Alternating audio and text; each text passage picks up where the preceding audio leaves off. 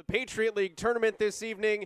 It's the 4 and 5 matchup, the Boston University Terriers and the Colgate Raiders.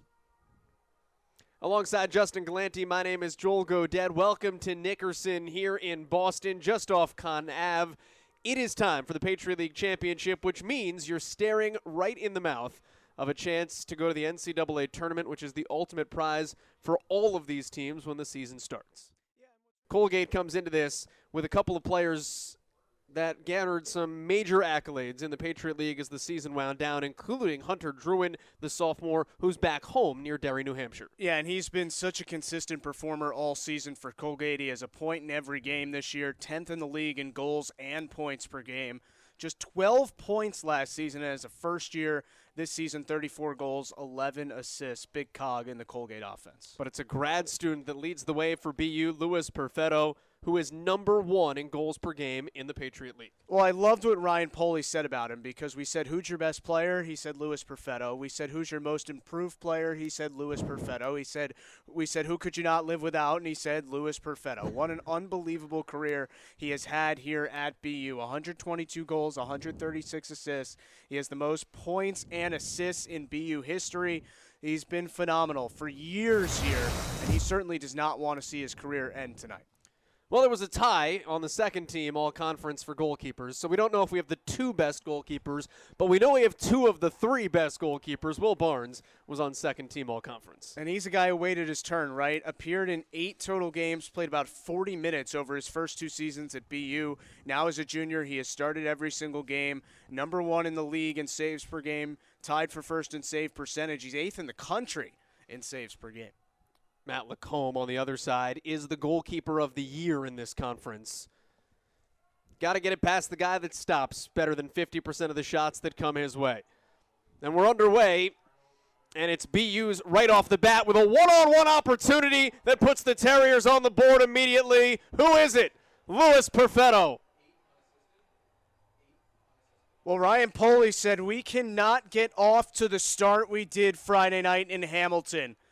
Talk about a reversal of the script. Colgate immediately turns the ball over after winning the faceoff, and it ends up with the most dangerous player on the field. He's going to score in that situation 99 times out of 100. The BU ride causes the turnover, and Perfetto is able to beat Lacombe, and it's a good start for BU.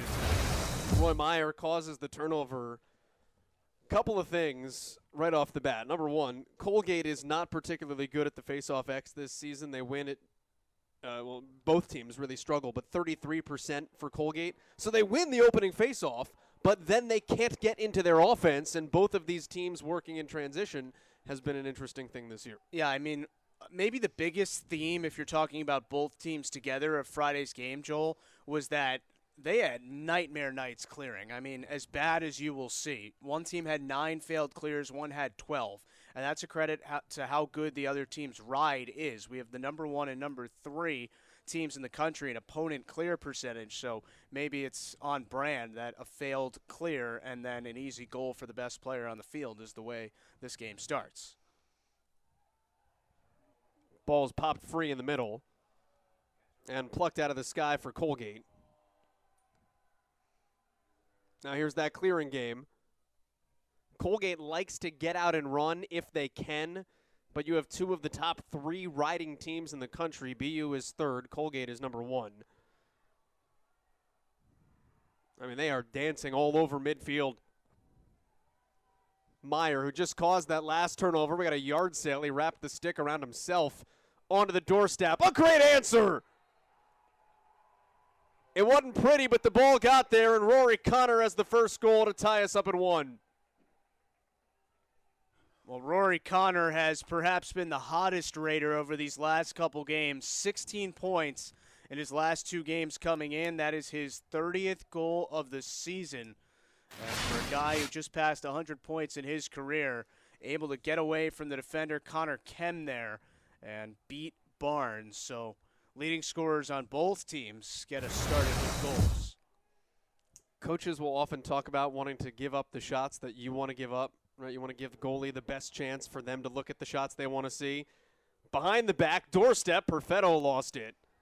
Goalies out of the cage. This could be an issue if BU comes up with the ball. And luckily for Colgate, Tedesco's free, and we've got a whistle. Both teams early have given up shots you absolutely do not want to. No, and the thing is, both these teams play really fast-paced games. They get their entire unit involved in the ride. So you're going to see some things that look like, that was not very good in this game optically. You're going to see wide-open players in front of the net. You might see somebody score from midfield because both teams have goalies that get involved in the ride. But that's just the way that these teams play. Perfetto whips it up top to D'Alto. Has a chance to become the all-time leading scorer in the Patriot League's history tonight. Needs 3 goals for that. Loose ball stays with BU. Still plenty of time.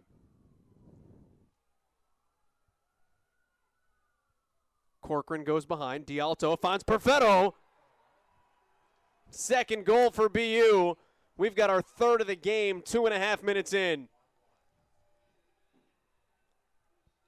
Well, with all these grad students that BU has, you'd be shocked if they don't leave their imprint all over this game. And Louis Perfetto already has done that with 2 goals in the opening minutes. You see the ball come to X for D'Alto. Perfetto's uncovered in front of the net, and that's an easy goal for Aiden White.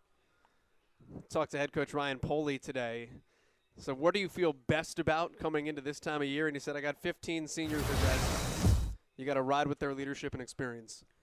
Yeah, and I think, Joel, the really kind of interesting part about this game is mentally where these two teams are at and how they got here, right? Colgate's kind of had a bunch of lean years in a row, and they're thrilled to be in this game as the 5 seed. Could have been better, but overall 8-6, 5-3, massive step in the right direction. On the BU side, they didn't expect to be playing in the quarterfinals, right? Ryan Poley said it to us, but can they continue to play good lacrosse at this time of the year and get themselves to a semi? BU's only been in the quarterfinals 4 times. Now, they don't lose. They're 3-1. Doorstep pass deflected away. Core trying to keep it alive. And it's turned over. And for Colgate, they have 2 of the best wins that anybody in America has this year. Opening night, they went to Penn State, who was ranked 4th, and beat them 13-12. They also won at Army when they were ranked 5th, 14-11. And the question is, do we see that Colgate team today? Open net. Ball got over top of the crossbar, and just an unlucky bounce that maybe goes in on grass. Instead, it's still 2-1 BU. That was John Carabin. Couldn't quite direct it on target, but that's what we were talking about, right? Barnes was part of the ride, so he was out of the net, and it created that chance. Colgate third in the conference in offense, 12.5 goals a game, just behind BU at 13 goals per game. Little mucked up situation out in front, and another goal ties us up at 2. Great cut, and I don't think Will Barnes ever saw it. Hunter Druin and Rory Connor combined. Yeah, Hunter Druin was just running around 3 different screens to get himself open on this play, and Barnes watching the scoreboard to see what happened. Just watch 5 come free. No one looking at him. Got away from 77 Patrick Morrison, who's a first-team All-Patriot League defender. And all 4 goals in this game have been, a yard or 2 outside of the crease, maybe uncovered, and both teams have been able to cash in. These 2 teams met over the weekend. They were 2 massive runs. It was 10-2 Colgate, and then BU at one point had 7 unfettered goals. I don't know if we're going to get that today. I think the most important part of it, though, and most impressive, even in the words of BU head coach Ryan Poley, was that, it was 10-2, as you said. BU makes the run, gets it to 10-9. But then in the fourth quarter, Colgate scored a couple times and got it back to a 3-goal lead. And then BU finishes the game on the 4-0 run to win it. It was Jack Turner that scored both of those goals back-to-back. One of the guys to keep an eye on for Colgate that we haven't seen yet. He is their leading scorer. At 36 goals a game, he's taken over 100 shots. That leads the team. Now here's the clear for Colgate. And as Matt Carwick told us, we're on offense. We get the save, we go. Goalie's part of the offense. Poles are part of the offense. First 3 across. Unsettled situation. Crank shot. Misses wide. You're going to get some uncomfortable spots and some rips. And Colgate's trying to change out some players here with Tedesco hustling off.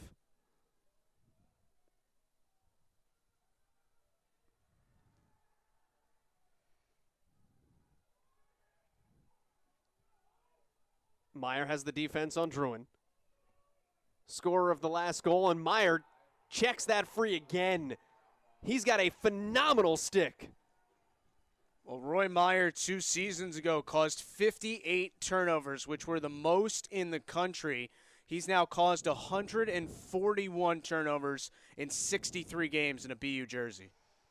Although you've got to be able to get onto offense. We said that was going to be an issue all day today. Reaching for the ground ball, Morrison has a whistle before he could get there. And BU will catch a unfortunate break.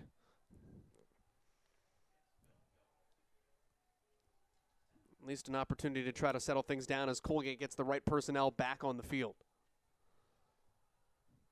Favreau has 7 goals on the season. Behind goal line extended.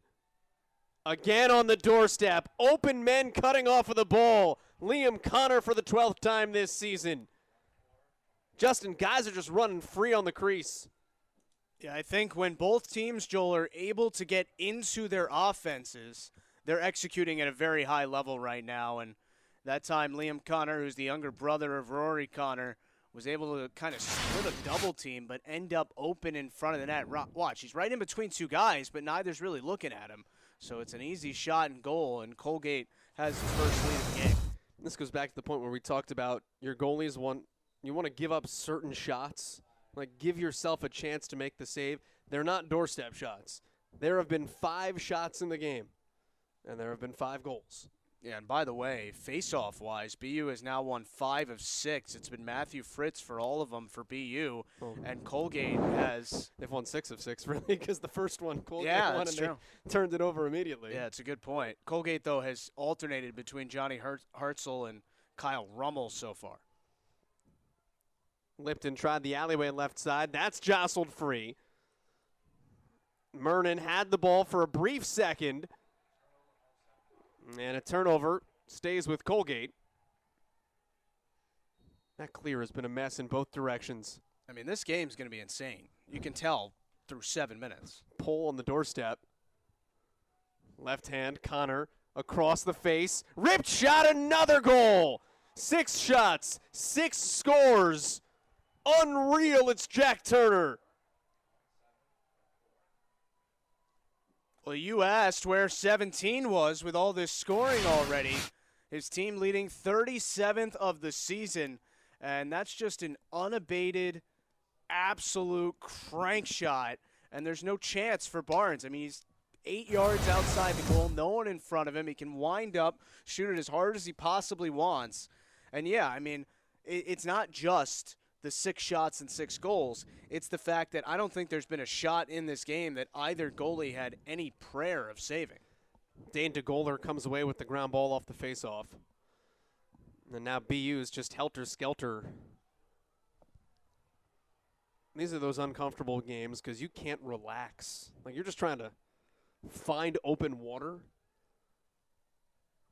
It just feels like you're being full-court pressed the whole game. You are. Downhill off the sidelines, here's Bork. First time we've called Tommy Bork's name. Left side goal line extended for Travellini. D'Alto is on the top of your screen, 11 in white. 35 goals, 29 assists on the season. Here he is to his right hand. Turned away immediately.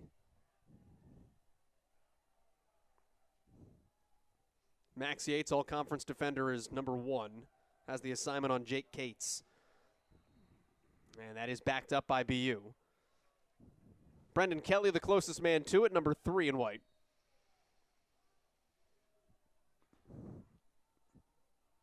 Dodge left for Bork. And we've got a whistle with 16 on the shot clock. How good has the Patriot League been this season? These are the 4 and 5 teams in the conference standings.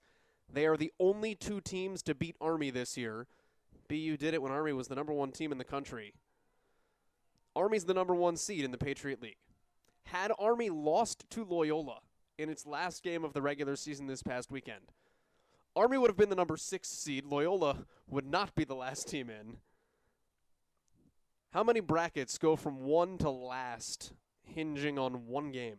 And that's why we said at the top of the show that I don't think it's hyperbole at all to say that any team, including these 2, could win the tournament. And that's why every game in this tournament is going to be great. Pass hit just off the top of D'Alto's cross. Turnover secured by Mernon.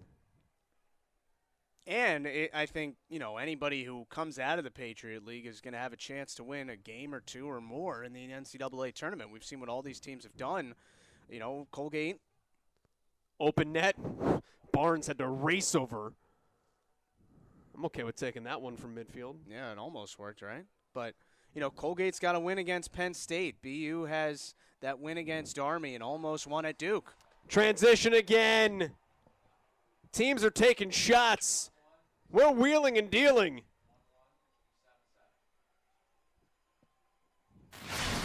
Vince D'Alto and Patrick Morrison. That's from Caitlin Clark range. It's 4-3. Colgate still by a goal. The Patriot League is dedicated to the development of the student athlete through excellence in athletic competition, challenging academics, personal growth, and contributions within their communities. The Patriot League places among the NCAA leaders in graduation rates annually, with graduates moving on to serve in all facets of society by using their talents and voices for positive change. We are today's scholar athletes. We are tomorrow's leaders. We are the Patriot League.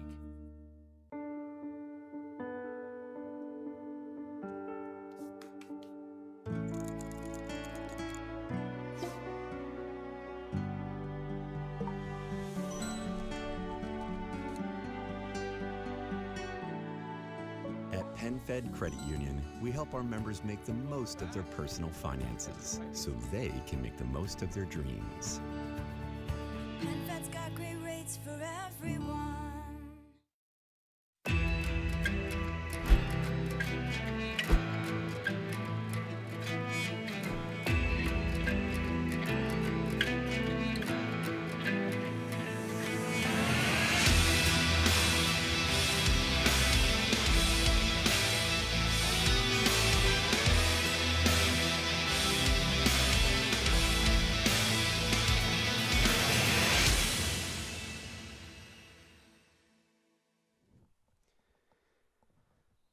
They should cut up this game tape and send it to every offensive recruit in the country. None of the goalies, but every offensive player, because we are on pace for better than 40 goals at this point. BU coming off that 13-12 win against Colgate on Friday. And we just said in the break, Justin, I don't know how it was 13-12 the way these two teams are cooking. Yeah, I'm with you. I mean, it's a lot of good offense in this game so far. And the mental hurdle of getting over Friday night's game is very interesting for both teams, because as much as Colgate felt like it should have won that game and was up 10-2, you obviously have to move on from it. And Ryan Poley was quick to say to us that as impressed as he was with his team coming back from down 10-2, we can't start like that again. BU swimming with sharks, unsettled. Low shot was altered. I don't know if a stick caught that shot or if the stick caught the ground. It is backed up by the Terriers, going to stay with BU.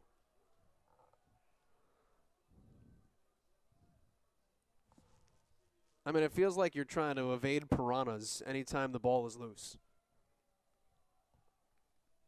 And when it's not. Yeah. By the way, Morrison getting the assist on that last goal, just the second of the season for him. Obviously the big defenseman. Does have 2 goals, though. Unafraid to shoot. That's how you get on Twitter. Pole goal. Oh, yeah. Yeah. Rip from outside. And our first save of the day. Well, it had to come eventually. Yeah, and that was really the first shot on goal of the game. That was from pretty far out, straight on. Goalie saw it the whole way, and that's when you would expect the Patriot League goalie of the year to stop. Matt Lacombe, 11th in the country in saves. 184 of them, so better than half the shots we've seen. Timeout taken by Colgate with 5:12 left to go here in the first. And Will Barnes, I don't know if he's talking about defense or if he's just talking about shape, formation.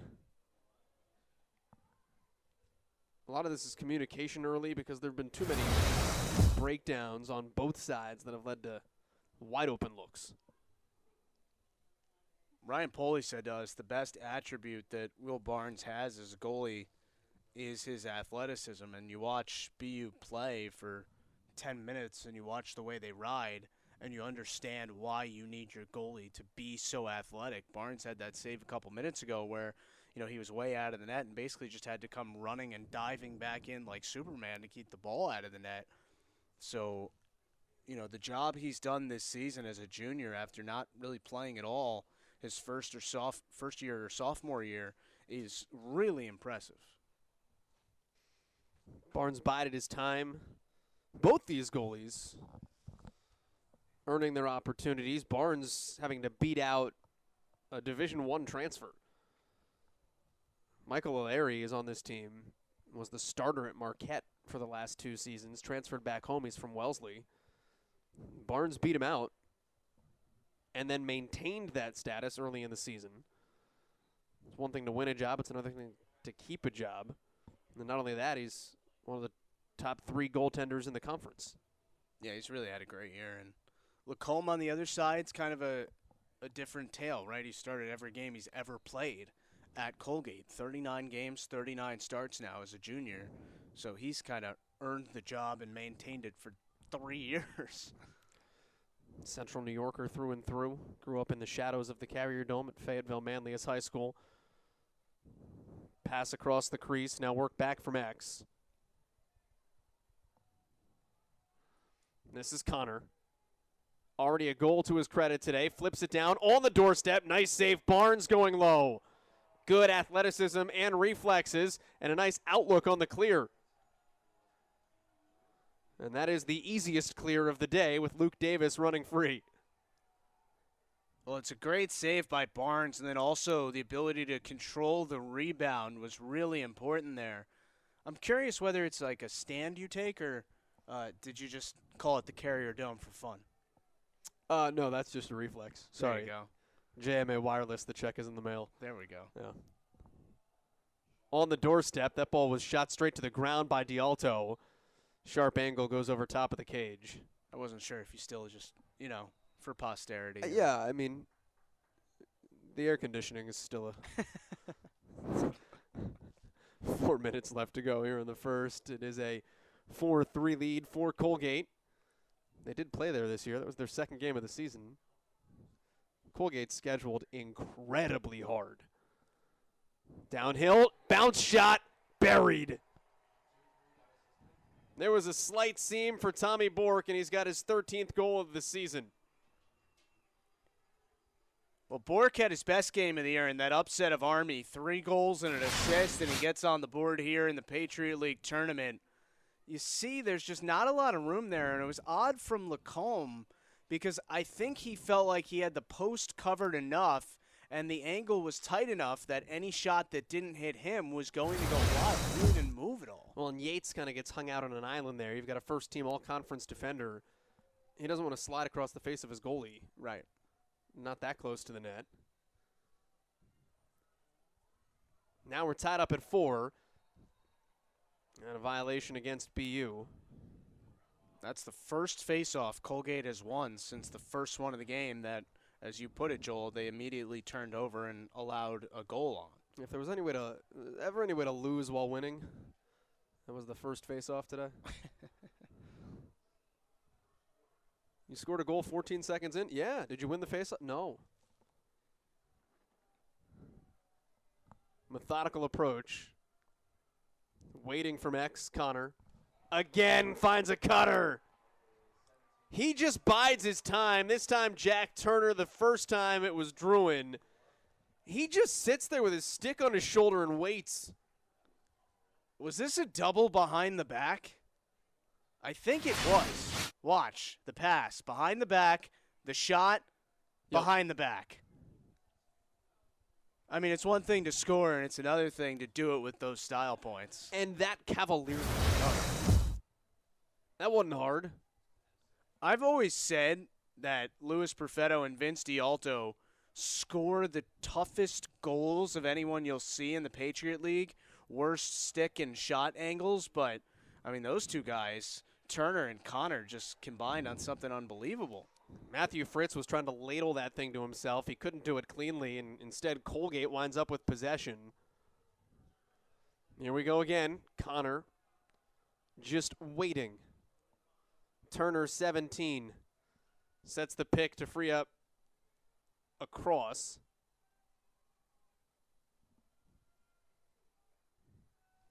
Minikis back up top. Rupenstein. Defender's going to need some new ankles. Luke Davis hit the ground hard. Ball whipping and into the back of the cage. The connectivity is fantastic. It's Jack Turner with a first quarter hat trick and a 6-4 Colgate lead. You talk about a first quarter hat trick. I'll talk about 5 points in the first quarter for Rory Connor. He is just dicing up BU in terms of distributing the ball to his teammates. A goal and 4 assists already. It has been really impressive execution offensively from these Raiders. Jack Turner's really good. Like 36 goals leads the team coming in. He never had more than 4 goals in a game this year. He has 3 quarters and 2.5 minutes to get to 4 and then some today. You know, you have to think that this game sort of relaxes at some point, but we haven't seen anything to indicate that it will. I was going to say, what we just watched is about as relaxing as the least relaxing thing you can think of. If you're Colgate, you have to feel really good about the way this game has gone so far because you're up 6-4 and you've lost 8 of the 11 faceoffs. Usually those things don't translate, but Matt Carwick told us, you know, he's not really into faceoff stats. He's not really into turnover stats. He's into, hey, let's go out there and play lacrosse and see who wins the game. Turnovers have been big, too, because you take the faceoffs out of it, BU has 6 turnovers. So they've won the ball. They've given it back. Not this time. Miles Lipton. Sharp angle on the left side. That's goal number 4 this year. One of those 15 seniors and grad students. There was something to that point, though. Just go play lacrosse. The goals will come.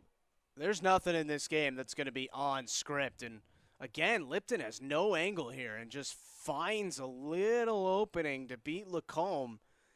And, look, these teams are both very talented offensively, but you build it correctly. We might have 2 of the 3, if not the 2 best goalies in the Patriot League in this game. This is not a goalie show by any stretch of the imagination. No, we have 3 saves and 11 goals. I don't know how many of those 11 you could have saved. Right, exactly. Not many.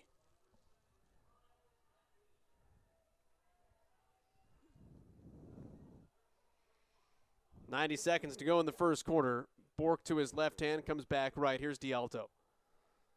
Needs a couple of goals for the Patriot League record. Already has 1 today.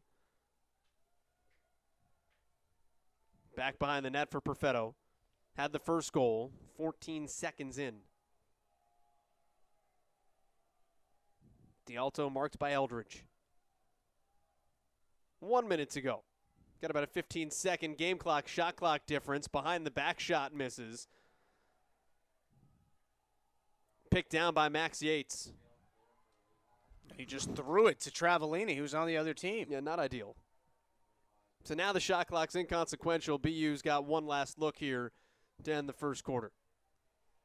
I mean, Max Yates has some unbelievable numbers this year. 81 ground balls, 31 caused turnovers, but that time kind of got caught near the sideline and just sort of threw the ball without looking, and gives BU sort of a free possession here at the end of the quarter. Perfetto's just sitting on this, I think getting the play call from the sideline. If after a quarter and the quarter that we've had, this game winds up tied, okay. 12 seconds. Perfetto. Flag coming. Pass across the middle, put on the ground. If Colgate picks it up, we'll get a dead ball. Instead, it's D'Alto winging it wide. And the quarter ends without addressing the penalties, so we will start BU man up when we put another 15 minutes on the clock. 6-5 Colgate Patriot League Championship first round. The Patriot League is dedicated to the development of the student athlete through excellence in athletic competition, challenging academics, personal growth, and contributions within their communities. The Patriot League places among the NCAA leaders in graduation rates annually, with graduates moving on to serve in all facets of society by using their talents and voices for positive change.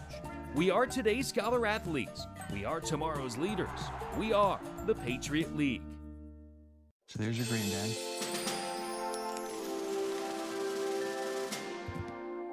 All right. We need the wheel. Perfect. Very nice. Beep, beep. A PenFed auto loan isn't just a great rate. It's another chapter in your great adventure. Thanks for letting me drive, Dad. PenFed's got great rates for everyone.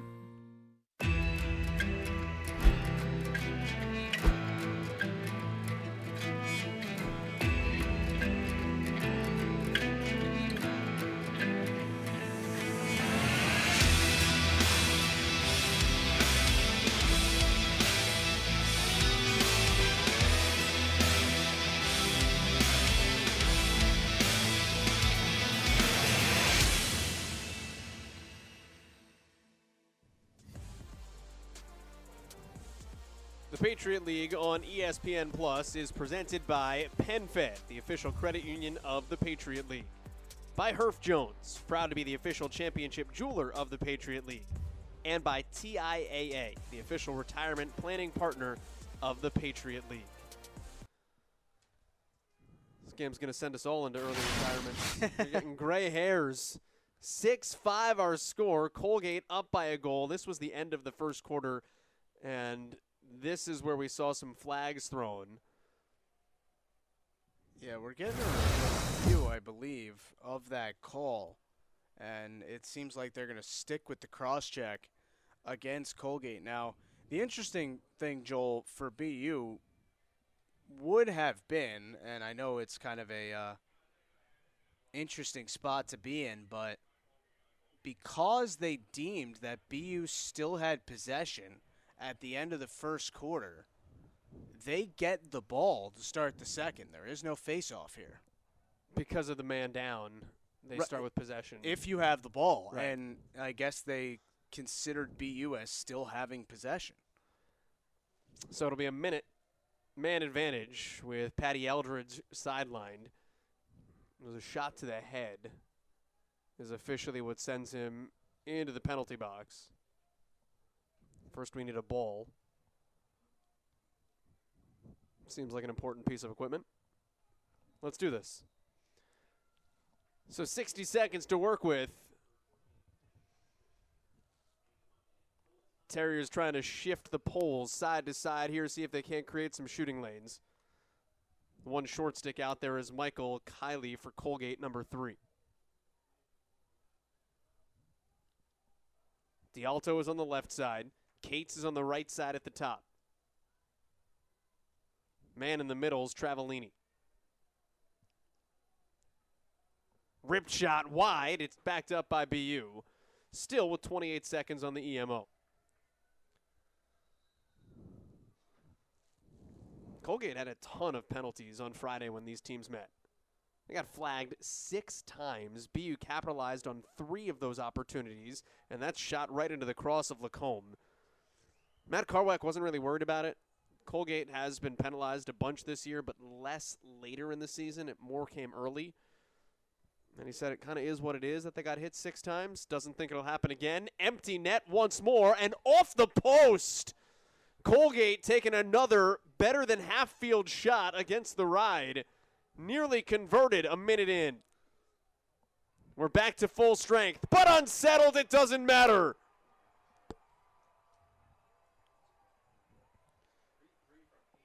That is Matt Freeman's first career goal. Ties the game at 6 in the postseason. Talk about playing with freedom. If you have it, shoot it. And the guy that passes it to you is the best guy on the team. I mean, the hard thing to do when you're playing against a Ride like this, and both teams are doing the same thing basically, is you have a chance at a very free goal by taking that full field, half field shot, whatever it is. But if you don't convert on it, if you don't score, you leave yourself in that kind of spot where it's an unsettled situation, you're kind of numbers down, and you can leave yourself basically giving up a free goal yourselves. So it's a hard decision for both teams and both coaches, but it's landed us all of this at a tie game a couple minutes into the second. 10th face-off win by BU, and I mean, it almost happened again the other direction. Luke Davis was cocking his stick back like he was going to shoot it from midfield. Both goalies get so involved in the ground game. I mean, that's part of the way they're playing, but at some point, I kind of want my goalie between the pipes. Well, let's give some credit to Connor Calderon, who's come in and won all 5 face-offs for BU. Guy who's had a really good career, but frankly did not have a great season. But maybe in the postseason he steps back up. D'Alto wanted the ball, diving down to the right post. Profeta knocked down. That'll draw a flag. And as soon as Colgate picks this ball up, we'll have a stoppage. Just to finish on it, Calderon started his career at Maryland, came to BU. Last year, 52.5% on the faceoffs. The year before that, 53%, second team all-conference, but just 38% this year. So you wonder if kind of the quote-unquote back of the baseball card shows up in these most important games. The foul on Perfetto and a little jawing as he gets up. Fritz hasn't been bad today either. 5 of 8 from the faceoff X, but 100% ain't bad. And you'd rather, no matter how good each of them is, you'd rather have 2 good options so they can spell each other. It's not one guy having to go the whole night. BU's second chance on the extra man. Did not convert last time. That was a really good look for Kelly that he gave up on the doorstep. For a better one up top, D'Alto's second game.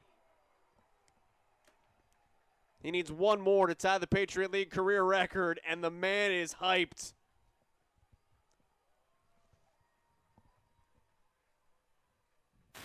Well, Matt Carweck said it's a net neutral that we're playing each other for the second time in 5 days. It's a net plus, plus, plus in emotion in this game. And Vince D'Alto had something to say for the Colgate defenders after he sniped this one in the back of the net. BU back ahead for the first time since pretty early in the first quarter. Colgate just trying to get out of the face-off X cleanly. Thought it had an opportunity. We do have a push that will win Colgate.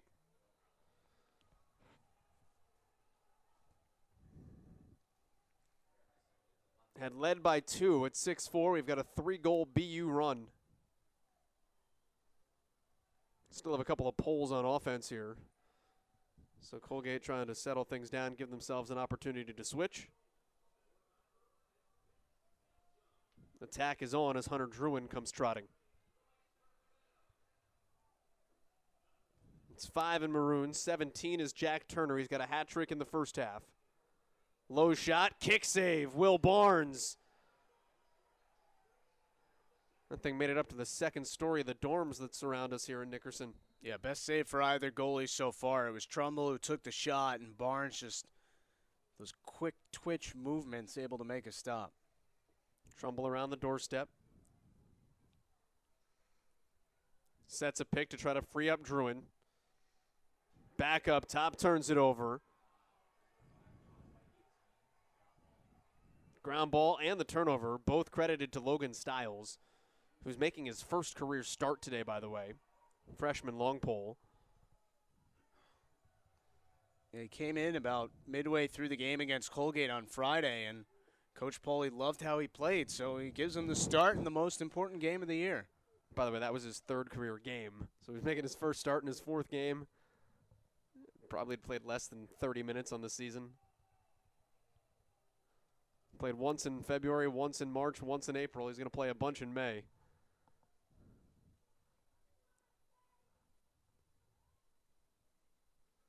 BU in the stick of Corcoran.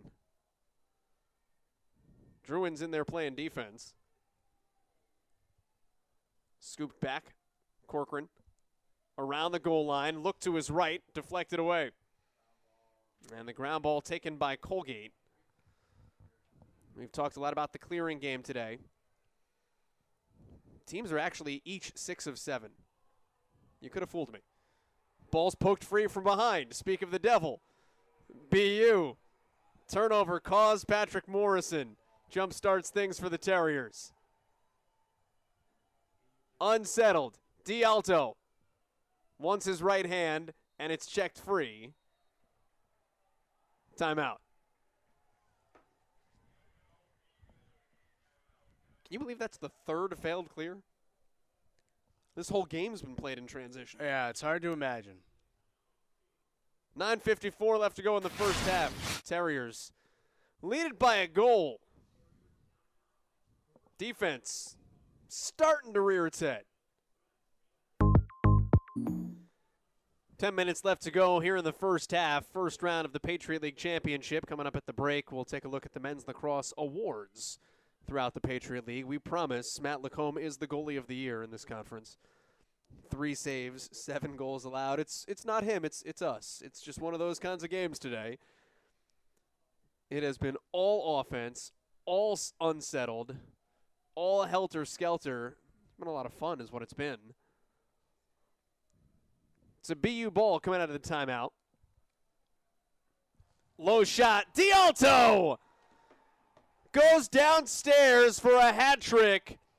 Goal 164. Ties him with Peter Baum for the all-time Patriot League record.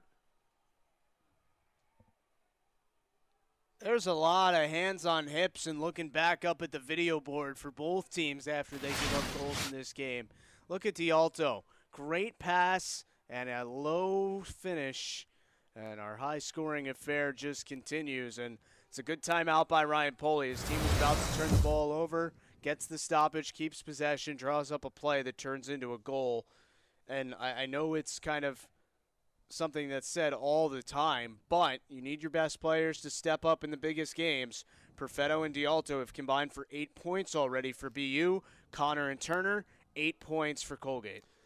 Colgate comes away with the ball now down by 2. Largest deficit for the Raiders, although they may. First round of the Patriot League Championship coming up at the break. We'll take a look at the men's lacrosse awards throughout the Patriot League. We promise Matt Lacombe is the goalie of the year in this conference. 3 saves, 7 goals allowed. It's not him, it's us. It's just one of those kinds of games today. It has been all offense, all unsettled, all helter-skelter. It's been a lot of fun is what it's been. It's a BU ball coming out of the timeout. Low shot. D'Alto goes downstairs for a hat trick. Goal 164. Ties him with Peter Baum for the all-time Patriot League record. There's a lot of hands on hips and looking back up at the video board for both teams after they give up goals in this game. Look at D'Alto. Great pass and a low finish.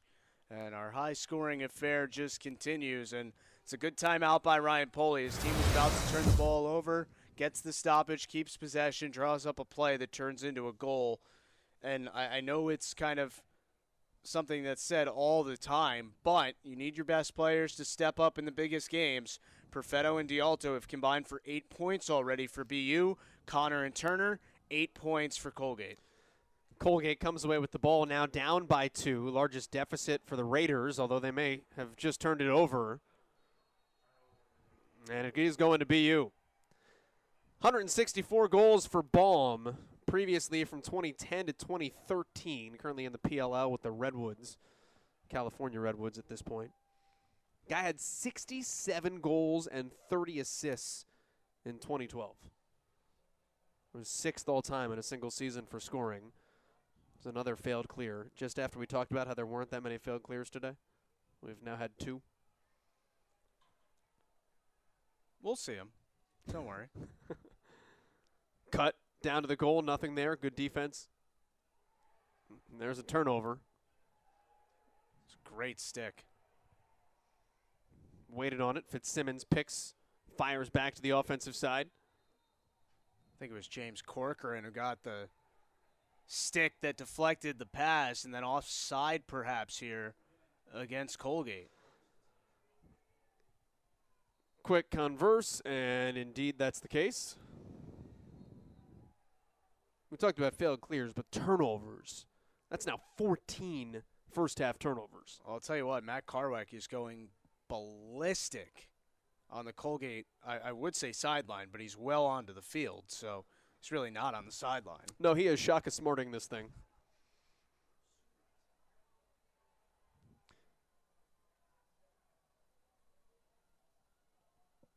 Trying to get my degree in lip reading, but I don't know if I can repeat it. He's unhappy, that's what we'll say. Small D disgruntled, Larry David might tell you.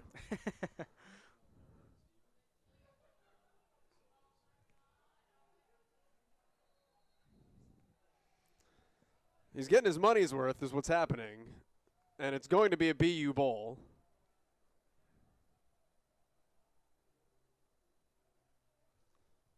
The ball movement's been fantastic.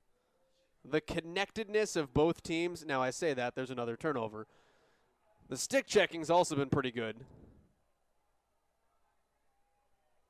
Colgate behind the cage. Menikis backs this up.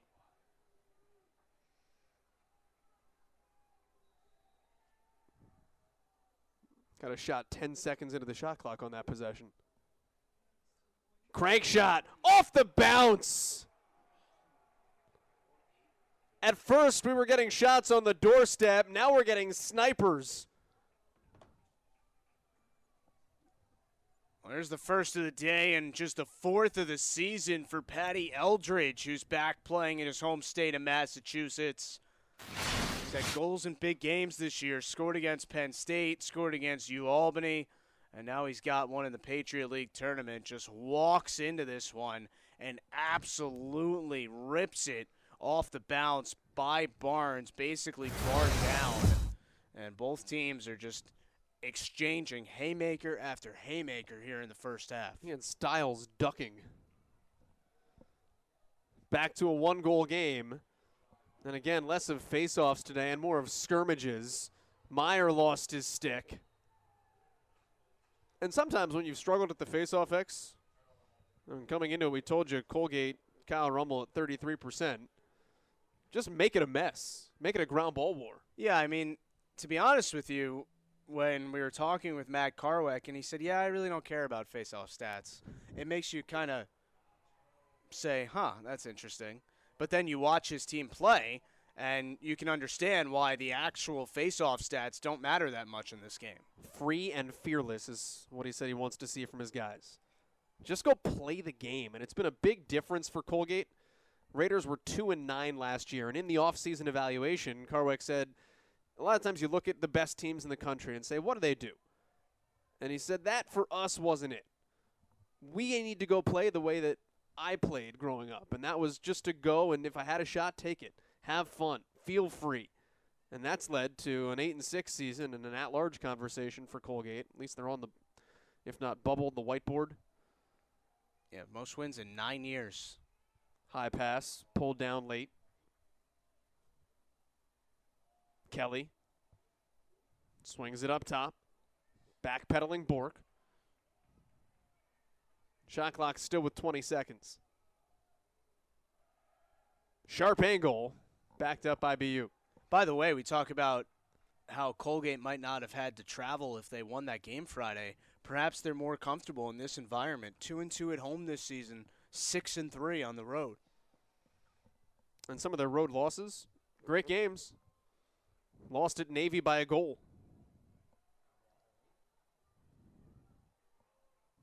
Unsettled, great opportunity, better save. Lacombe went downstairs.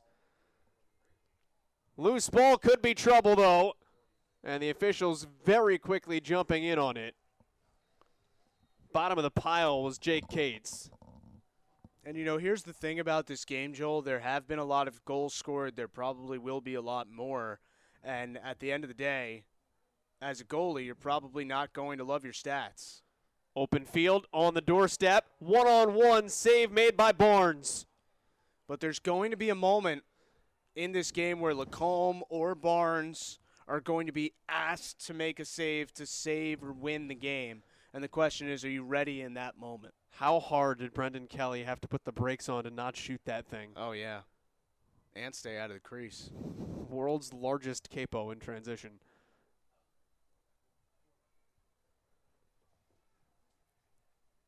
You said there still will be probably many more goals scored. We had 11 in the first quarter. We only have 4 here in the second. There's time. This is a more normal quarter of lacrosse.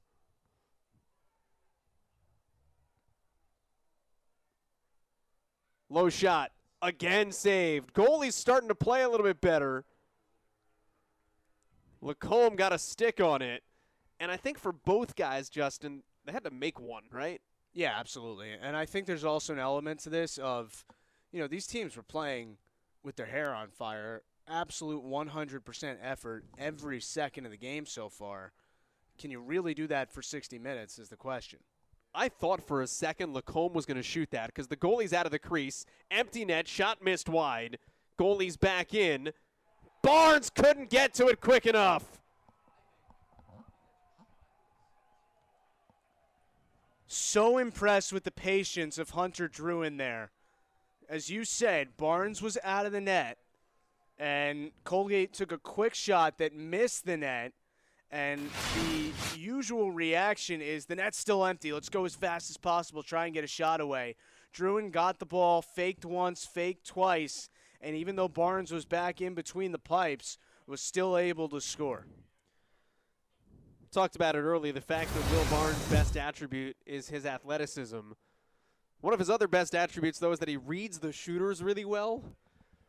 Hard to get reads on the shooters when you're running around for your life as well.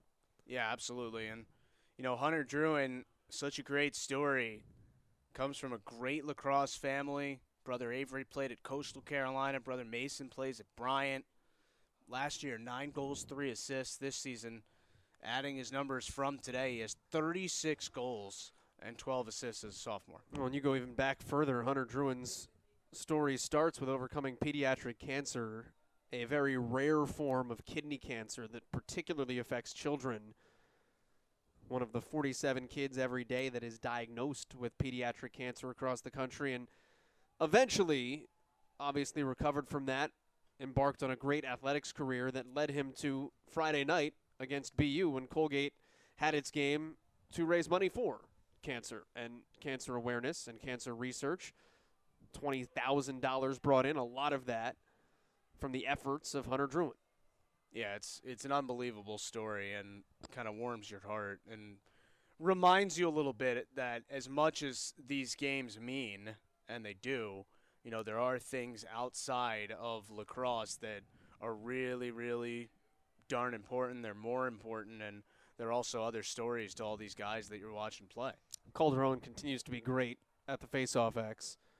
You had a feeling that maybe in a huge game he'd play the way he did the last couple years. He's 6 for 7. Fritz is 6 for 10. BU's just been great there.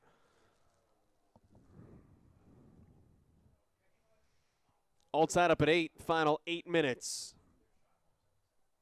BU couldn't do anything with it, however. So here's Colgate trying to clear, trying being the operative word. Cates with an empty cage found Kelly for the goal. The Penn State transfer, goal number 36, and BU's up a goal again.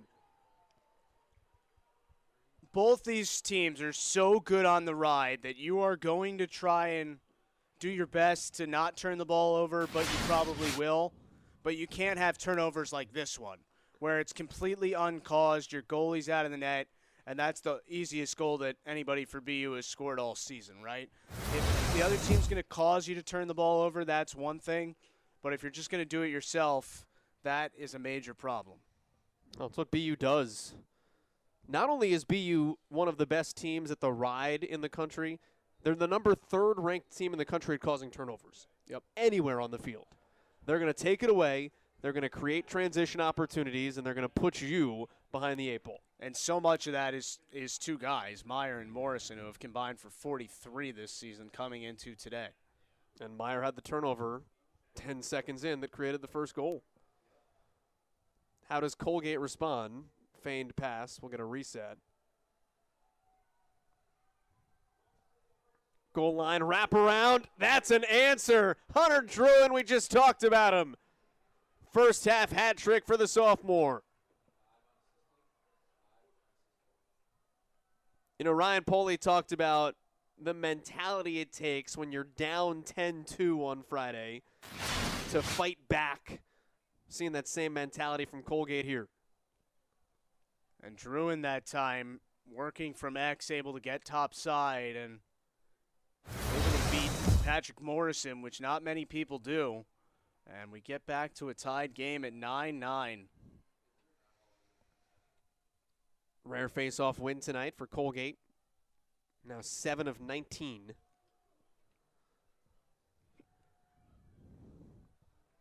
Dodge back left to his right hand.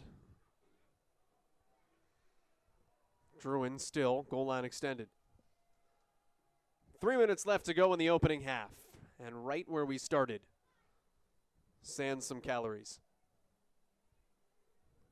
You know, as much craziness has happened here, and it feels odd that the game's tied. I don't know about you, but I really have a hard time picking out which team I feel like's had the better of play so far. Out in the middle, loose ball somehow got swept in. I think the answer in the moment is Colgate. That was Colin Rupenstein, who just found some buried treasure right in front of the net. Loose ball, off a tipped pass. Look what I found. Sometimes the ball just finds you. 4th goal for the Darien product. 6 different Colgate players with a goal in the first half.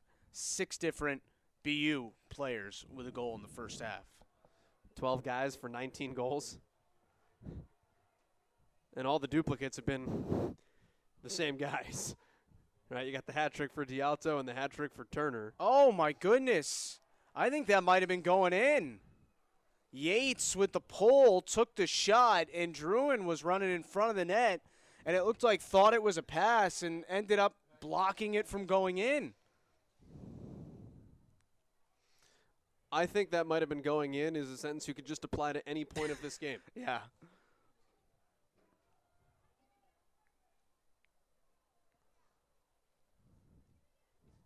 Inside 2 minutes, BU waiting for the substitutions. Corcoran came off the bench. Kelly behind. Lipton now. Lipton from X being poke-checked by Eldridge. Lipton's got a shorty down low. High shot, just missed wide from Niederinghaus. By the way, it's probably worth mentioning. You mentioned how good BU is cause turnovers, opponent clear percentage. Colgate, number 1 in the country, opponent clear percentage, and number 2, cause turnovers per game. And neither team is comfortable to play against. Yeah, without a doubt. It's like wearing a straitjacket, trying to climb your way out of a water-filled box. Sounds like you're speaking from experience. Harry Houdini experience.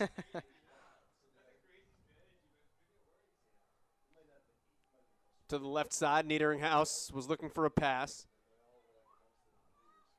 Swims to his right, and D'Alto puts it down, shot clock violation with a minute to go. I think that's the first time you've mentioned the shot clock today. Although, you do get a new shot clock when Colgate turns it over.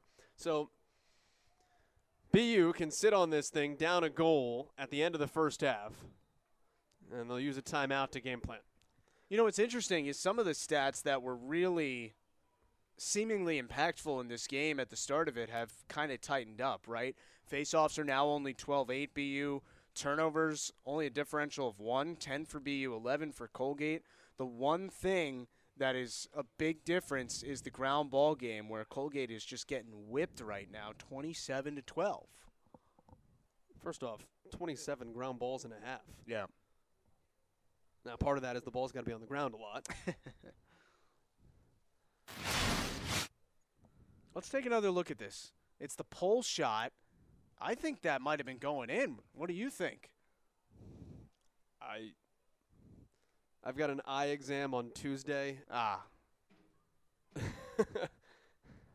Well, either way, it was more likely than not worth Druin letting it go, and I think it was just kind of a not quite being sure where he was on the field. Do you think Druin got a piece of that? I think the pole got a piece of that, maybe. Yeah, that might have been a defensive save. I know it's not a stat in lacrosse, but tough to tell. But it's a great shot there from our camera crew. If you're I hesitate to even think where this could possibly go with 44 seconds to work. Well, their hope is that it goes in the net. Thank you. Thought I'd clear that up for you. BU Terriers team that started 6-2. The final of those 6 wins was a win over then number 1 Army West Point. First win of our number 1 team in program history. It had topped the win over then number 2 Loyola a couple of years back as the best in program history. But since then, hit a little bit of a skid. Finished by winning only 2 of their final 6, but 3 of those 4 losses were by 1 goal. This is a BU team that is, you are what your record is, that is 8-6, but is not too many bounces away from an 11-3 season. Oh, yeah, and Ryan Poley was honest with us in that, you know, when they were 6-2, coming off that win against Army, BU was feeling like they were not going to be in a position where they had to win the Patriot League tournament to get into the NCAA tournament. And their schedule was good enough, as Colgate's taken a second time out here. Their schedule was good enough that they had opportunities for sure for an at-large bid. I mean, they played at Duke and only lost by 1. Played a really good game here against Yale, another top 10 opponent, lost 18-16. I mean, the ones that really hurt you are Lafayette and Lehigh. And like, I get it. Those are really close games. You're right. You should not be in close games with those teams if you're BU. And that's what's put them in the spot they're in of, A, having to win this tournament to get into the NCAA tournament, and B, and, you know, just as importantly, having to even play in this round of the Patriot League tournament. They have won it a couple of years ago, so they've done the job before. Obviously, they'd have to win more games this year than they did when they made the NCAA tournament 2 seasons back. That Duke loss, though, that was right after the Army game. Right. So those 2 games back-to-back, like, that may be 2 of the best games you've played in the program's history back-to-back. Duke was number 2 in the country last week. So you are a goal away from having beaten number 1 and number 2 in the same season. And that was a crazy day where it rained all morning in Durham, so they had to sit around and wait for the game to start because Duke plays on a grass field. And BU played them to a 1-goal game, and, you know, you're certainly talking about a different thing if BU's able to get that win. Think about Colgate, right? I mean, they got that win at Penn State on opening night. They had to go to Syracuse like 30 hours later and play the Orange, and, you know, it didn't go that well for them that day. But think about if we're talking about a team that maybe had 3 top 10 wins or something like that. I mean, they've got one of the better resumes in the Patriot League. They've got a better resume than Army. They have the second best RPI in the Patriot League as the 5 seed. 3 top 20 wins. Army's got 1. 26 seconds. BU ball, down a goal here at the end of the first half. Perfetto scored the first goal. He's got 2 today. Gives it up with 14. Cates. Cates draws a double. 7 seconds for Cates.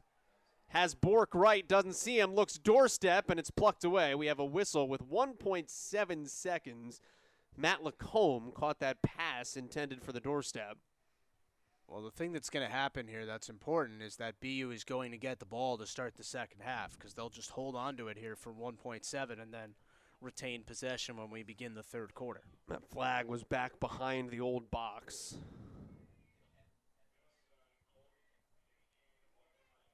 And it's going to be a 1 minute for a slash on Sam Erickson, the sophomore from Darien. And the half comes to a close to make it a 10-9, 1-goal Colgate lead, but it's a BU ball. Man up when we start the second half in what's been a wild opener to the Patriot League Championship.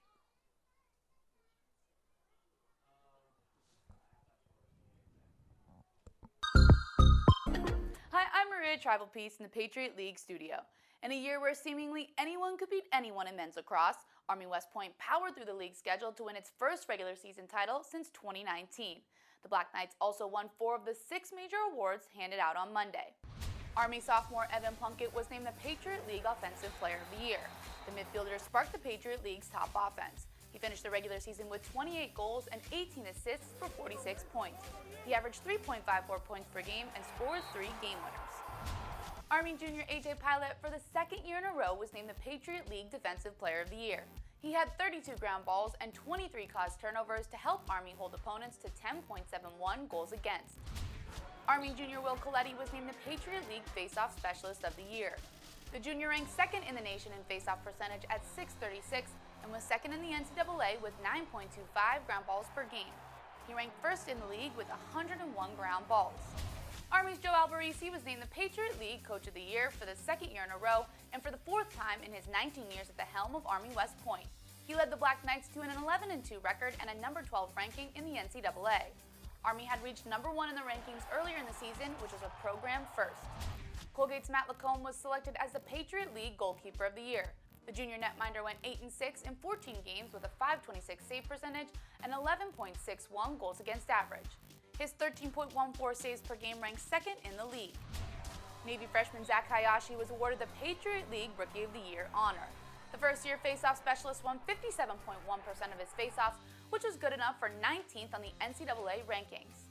He also collected 90 ground balls, which was good for 3rd in the league. For the complete list of all the All-League teams, as well as more information on the major award winners, log on to patriotleague.com.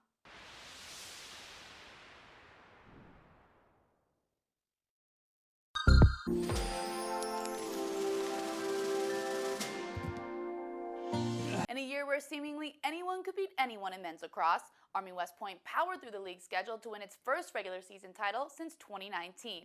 The Black Knights also won 4 of the 6 major awards handed out on Monday.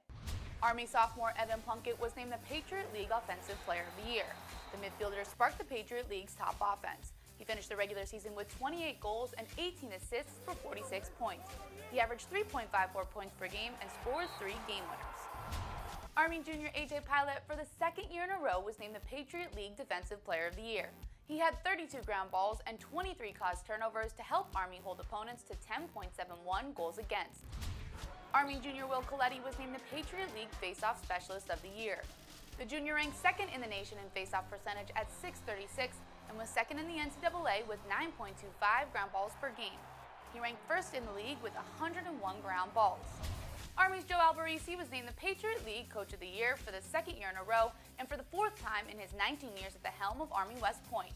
He led the Black Knights to an 11-2 record and a number 12 ranking in the NCAA. Army had reached number 1 in the rankings earlier in the season, which was a program first. Colgate's Matt Lacombe was selected as the Patriot League Goalkeeper of the Year. The junior netminder went 8-6 in 14 games with a .526 save percentage and 11.61 goals against average. His 13.14 saves per game ranked second in the league. Navy freshman Zach Hayashi was awarded the Patriot League Rookie of the Year honor. The first-year faceoff specialist won 57.1% of his faceoffs, which was good enough for 19th on the NCAA rankings. He also collected 90 ground balls, which was good for 3rd in the league. For the complete list of all the All-League teams, as well as more information on the major award winners, log on to patriotleague.com.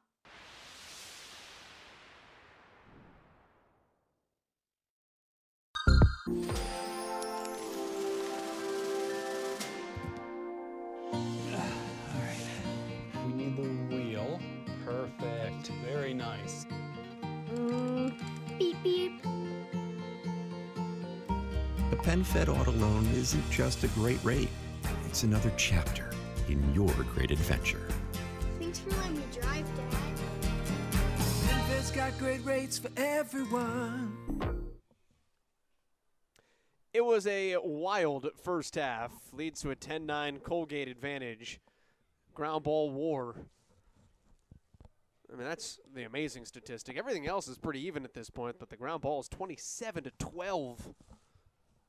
BU has been a possession machine. Yeah, they certainly have. And, again, when both teams have been able to get into their offense, they've been efficient with it. But maybe what stands out the most is that these teams played each other on Friday, Joel, and the final score was 13-12, and we're at 10-9 at halftime. I mean, we're not going to be anywhere near 13-12 at the end of this game. Well, that's what you think. It is what I think. We'll see how things shake out in the second half. I would imagine that we'll see some running and gunning, although things did settle, relatively speaking, in the second half from where they were in the first 15 minutes. Yeah, I don't disagree with that, and I still believe that at some point it's hard to play with your hair on fire the way these two teams have for a full 60. I mean, does fatigue come in?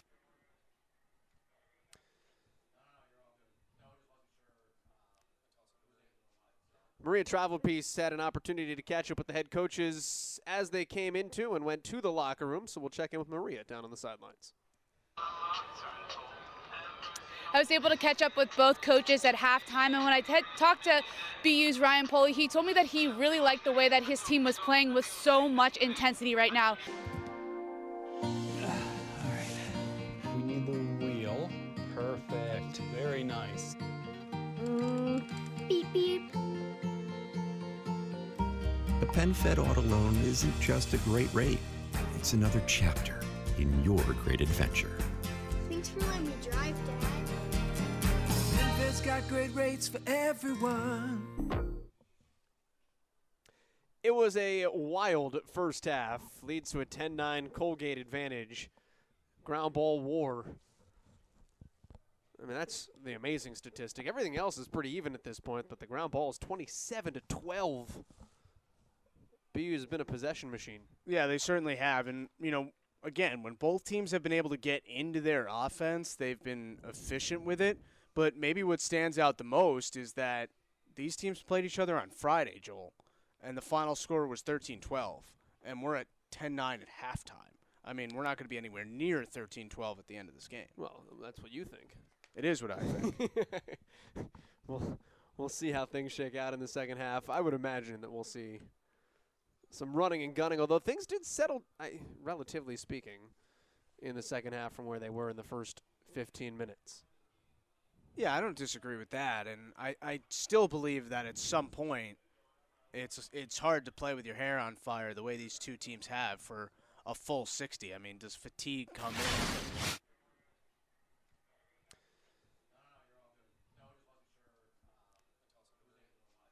Maria Travelpiece had an opportunity to catch up with the head coaches as they came into and went to the locker room, so we'll check in with Maria down on the sidelines. I was able to catch up with both coaches at halftime, and when I talked to BU's Ryan Poley, he told me that he really liked the way that his team was playing. Wild first half. Leads to a 10-9 Colgate advantage. Ground ball war. I mean, that's the amazing statistic. Everything else is pretty even at this point, but the ground ball is 27-12. BU has been a possession machine. Yeah, they certainly have. And, again, when both teams have been able to get into their offense, they've been efficient with it. But maybe what stands out the most is that these teams played each other on Friday, Joel, and the final score was 13-12, and we're at 10-9 at halftime. I mean, we're not going to be anywhere near 13-12 at the end of this game. Well, that's what you think. It is what I think. We'll see how things shake out in the second half. I would imagine that we'll see some running and gunning, although things did settle, relatively speaking, in the second half from where they were in the first 15 minutes. Yeah, I don't disagree with that, and I still believe that at some point it's hard to play with your hair on fire the way these two teams have for a full 60. I mean, does fatigue come in?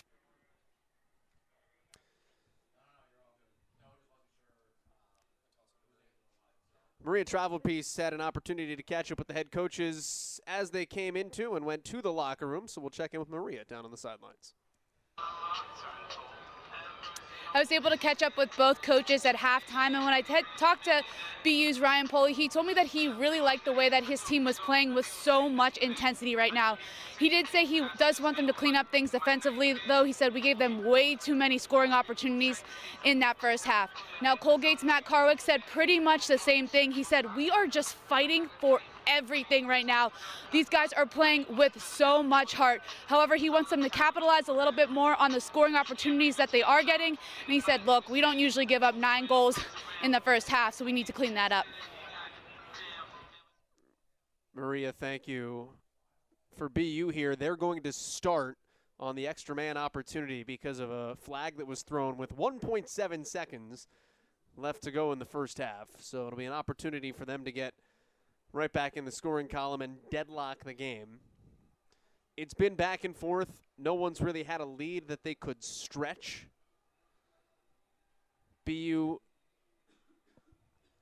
Colgate jumped out to the first 4-2 lead. BU had the advantage at 8-6. So no one's been up by more than 2. And I expect it to be something like that the rest of the way. I mean, these teams are too good, too evenly matched, and this game means too much for somebody to just run away, I think, in this second half. And if you're BU or a fan of BU, I think the belief you have to have is that with your grad students that have been here for 5 years, Perfetto, D'Alto, Meyer, Morrison, Cates, all conference players multi-times over, you have to feel like those guys are not going to let you lose on your home field to end your season.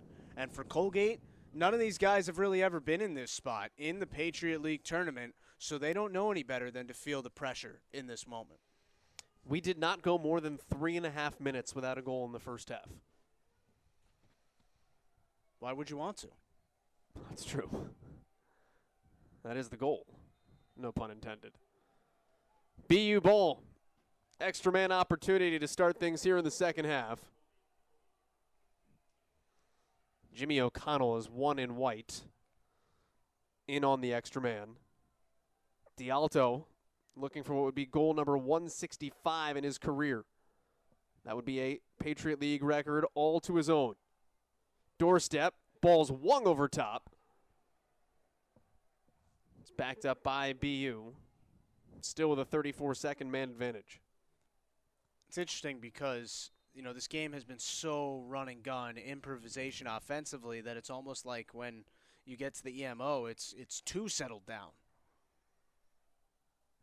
You almost get too methodical. Yeah. D'Alto low, nice save downstairs by Lacombe. What would have been the 8th man-up goal by D'Alto this year. That's best in the Patriot League. Still 20 seconds, plenty of time to work with. It's almost like you want to throw it away and then have things get unsettled. That's backed up again by the Terriers with 9 seconds. Hey, I mean, did you watch Rangers Caps? The Rangers had 2 shorties, and the Caps only had 1 power play goal in the series. Sometimes weird things work for you. How many empty net goals have we had today? Or at least semi-empty. Yeah, more than you usually see. Out of position. But the thing is, like, we're still talking about the Patriot League goalie of the year in Lacombe. So if everyone's just kind of set up, you're stepping into a shot that he can see and it's far enough out, he's going to stop it. The guy was 2nd in the league in save percentage when he walked on campus as a freshman. D'Alto wants to go to his right hand. He can't. And we are full strength. Into the middle. Low shot. Yeah, that's Lacombe going downstairs again. Rebound kicked out to BU. Cates to his left hand. Cates misses wide. No, he got it. Sorry, both Terriers behind. I thought ran to back that up, and then I saw the goalkeeper, Lacombe, go after it. But he got beat spinning around on the far side post. Yeah, Lacombe's reaction made it seem like it was Colgate ball or something. But it ended up in the back of the net. So even though BU doesn't score on the EMO, a possession that lasted 1 minute and 16 seconds. He's got no, yeah. Yeah, he thought it was. He sees that he literally went to back it up, and when he turned around, he saw the ball in the net. He had no idea. Yeah. But anyway, a possession that lasted a minute and 16 seconds does result in a goal for BU. So Jake Cates with goal number 17. Grad student, stop us if you've heard that before, out of Germantown, Maryland. We are even at 10.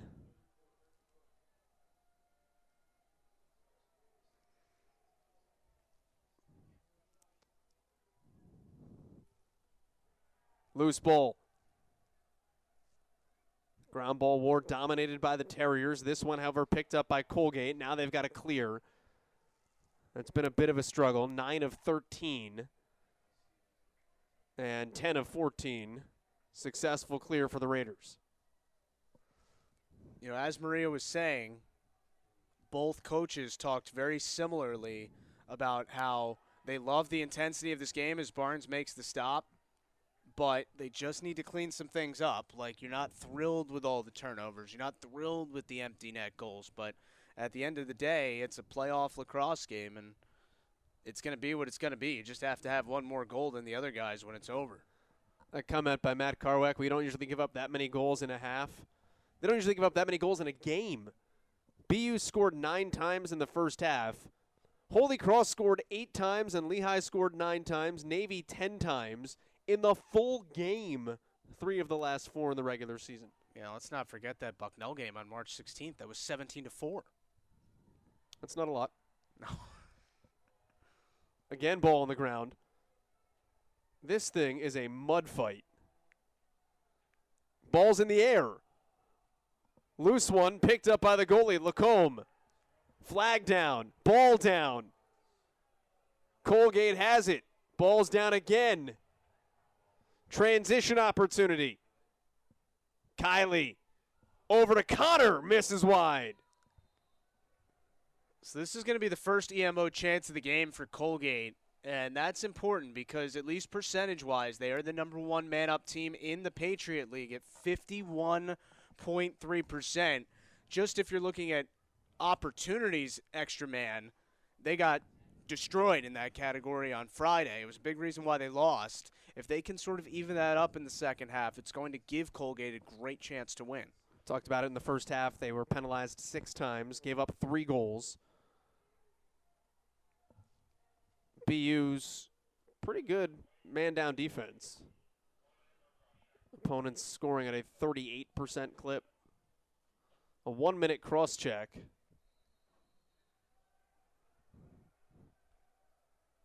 That's called on James Corcoran. BU today is 0 for 3 on the extra man, although they did score just after one as things settled back down. Meyer has the assignment at the bottom of the screen. Low shot, score! Michael Minikis scores on Meyer. 22nd of the season for the senior out of Darien. Michael Minikis has been really hot lately. He has multiple points in 3 games in a row, including 9 points in that Holy Cross game you referenced. Kind of quiet today. That's his first point, but there was barely any room between Barnes' left leg and that post, and Minikis found it and puts Colgate back ahead, and they do, in fact, take advantage of the EMO chance. That is Michael of the Darien Minikai. They are a lacrosse family. Yeah, they are.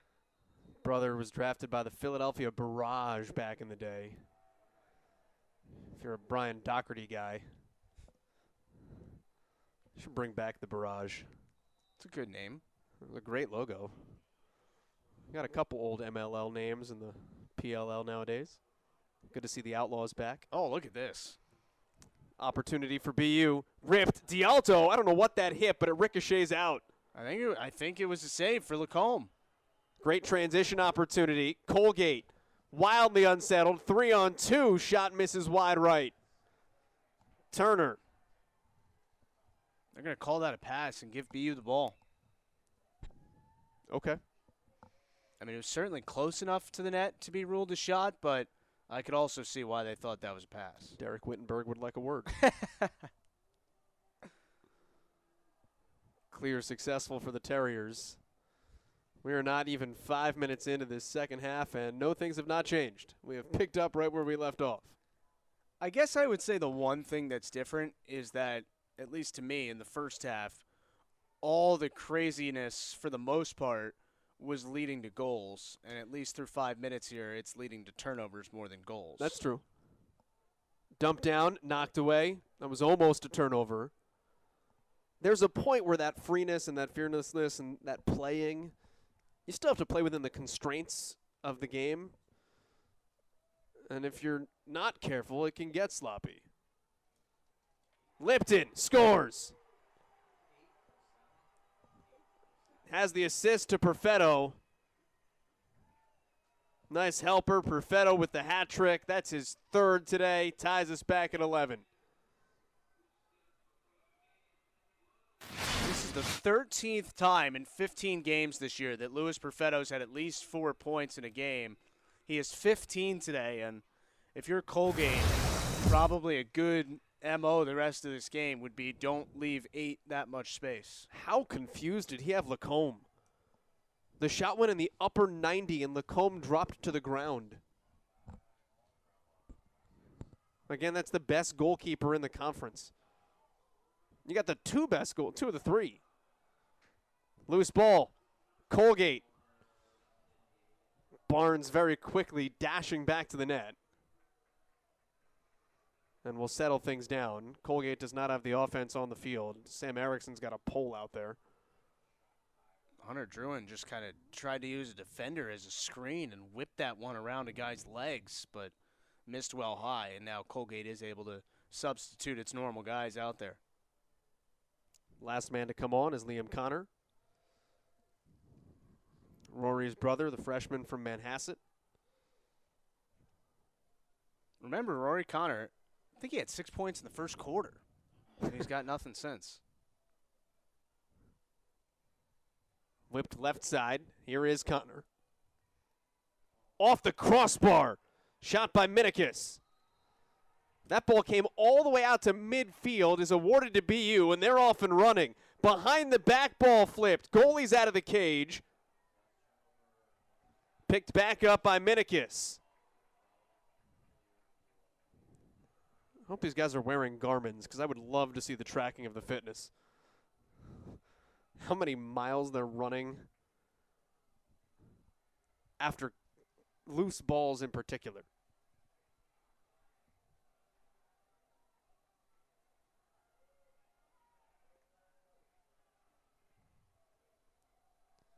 Defensive switch. They're going to keep the long pole on Druin. Comes back around goal line. Deflection. Meyer got a stick on it. Scooped out of the sky by Barnes.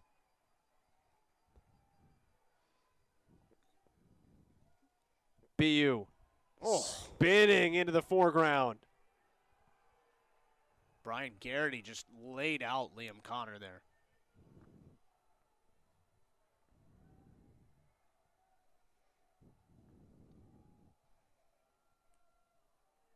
Corcoran finds the trailing Cates.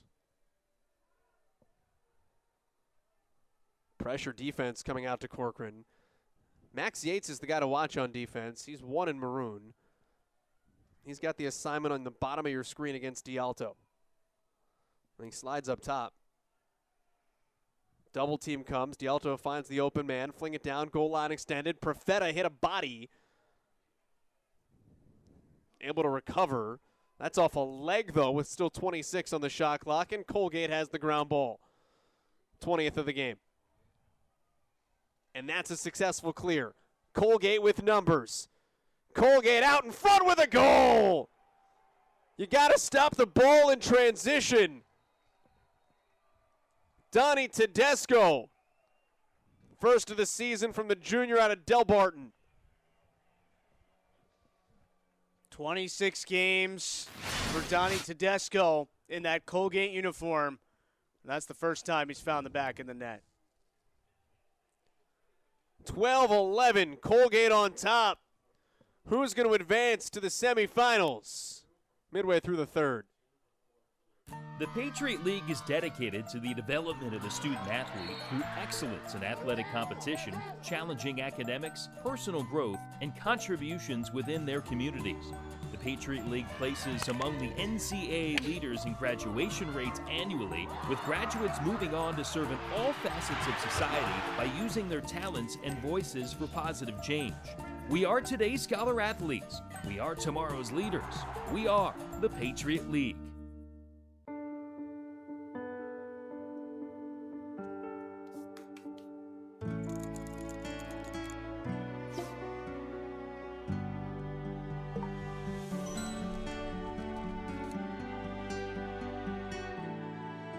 At PenFed Credit Union, we help our members make the most of their personal finances so they can make the most of their dreams.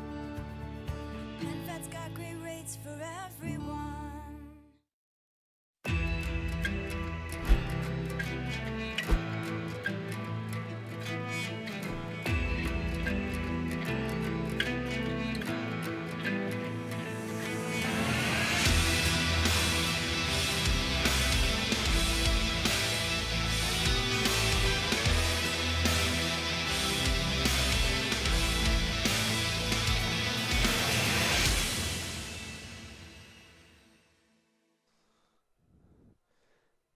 This is what we're looking at in the Patriot League Men's Lacrosse Championship. 6-3, Navy and Loyola. 5-4, Colgate and Boston University. It's not really a bracket because they reseed, which is good because ideally the idea of a tournament is to deliver your best team to the NCAA championship, and that happens by giving the best team the best chance. So, Yeah, I'm with you. Yeah. So basically what it all means is that if Loyola wins, the winner of this game plays Army, and if Navy wins, the winner of this game plays Lehigh. It makes the scouting a little bit more of a quick study, but everyone knows everybody. Everyone's played everybody at this point. Army, the number 1 seed. They would have been the 6th seed if they lost to Loyola on Friday. And Loyola could have been the 1 seed. Uh-huh. So honestly, it's anybody's game. Here's Colgate off the turnover. Pole. No, we're not going to get a pole goal. Was that Yates? Yeah, it was. Would have been his first goal of the season. He does have a couple assists. BU here. Great opportunity. Kelly goes downstairs and scores. We're tied at 12. That's his second. Well, Brendan Kelly, a kid who started his career at Penn State, didn't play there in 2022. Just 6 points in 9 games last year here at BU, and he's exploded for a 40-plus point season this year. That's an easier goal for him than he normally scores. That's not true. The last one he scored was an empty net. That's true. He's basically playing without a goalie today, but it's another big one to make this 12-12. And the crazy thing about this, Joel, is I keep thinking to myself, okay, which team is going to get uncomfortable first with the way this game is being played?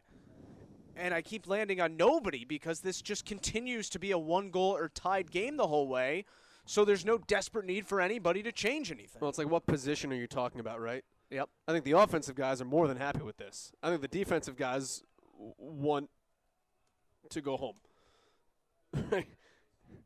Like the offensive guys, freewheeling, dealing, let's go. We've seen a couple behind-the-back goals.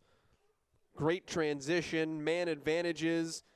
I don't want to be a long stick 4-on-2, which we've seen multiple times tonight.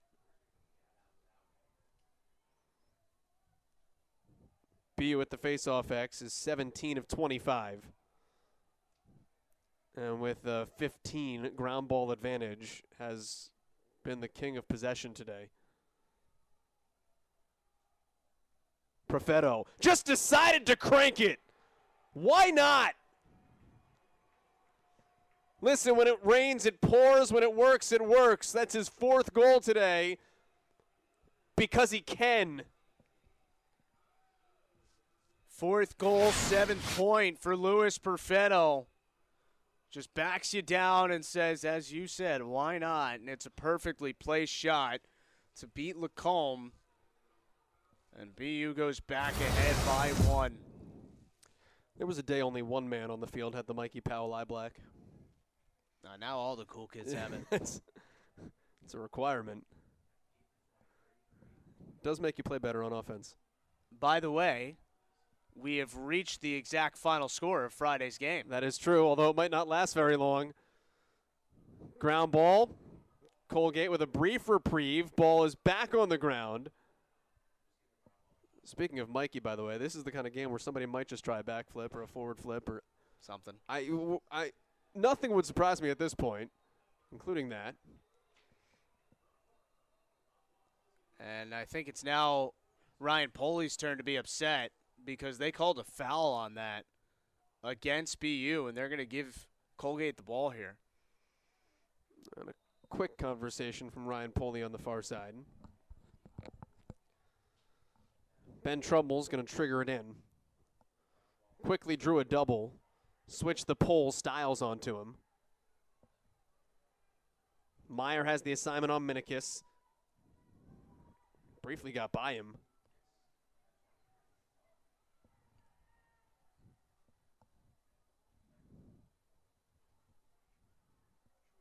Behind the back flip. Down to the crease.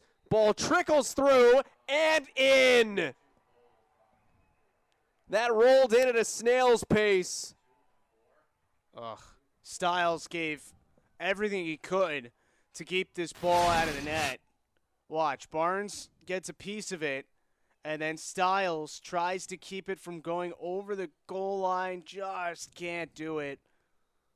And it's a big goal for Colgate. They give it to Rupenstein, so it's his first time this season scoring 2 goals in a game.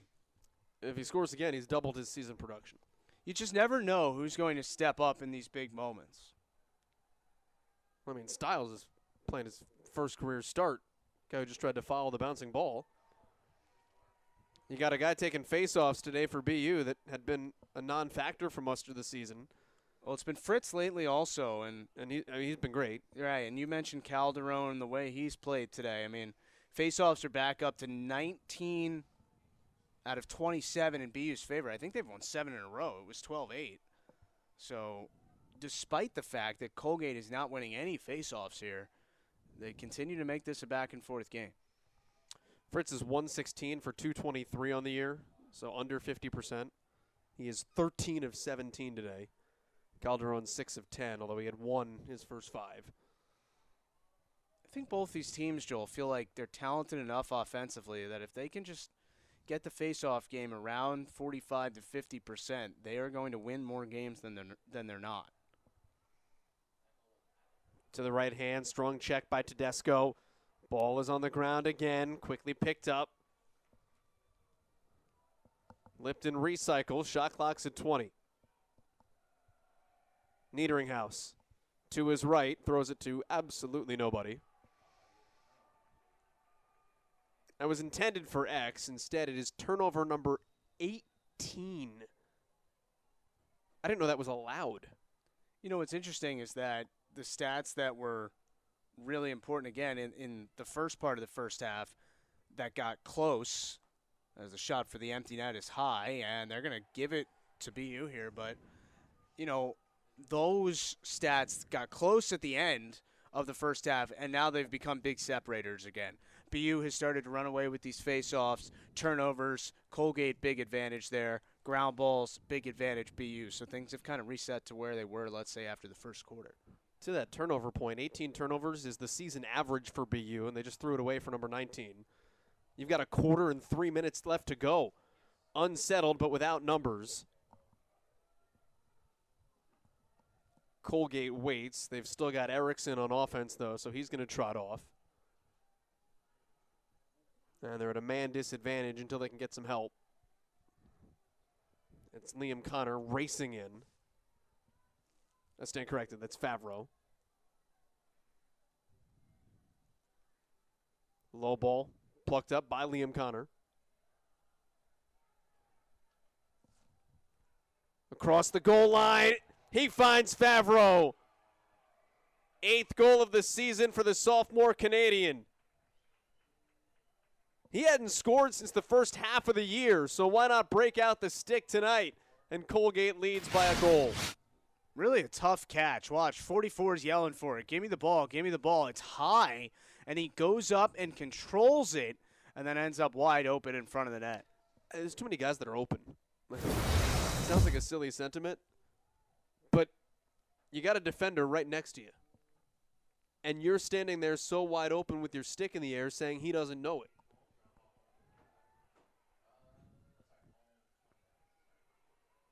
BU ground ball.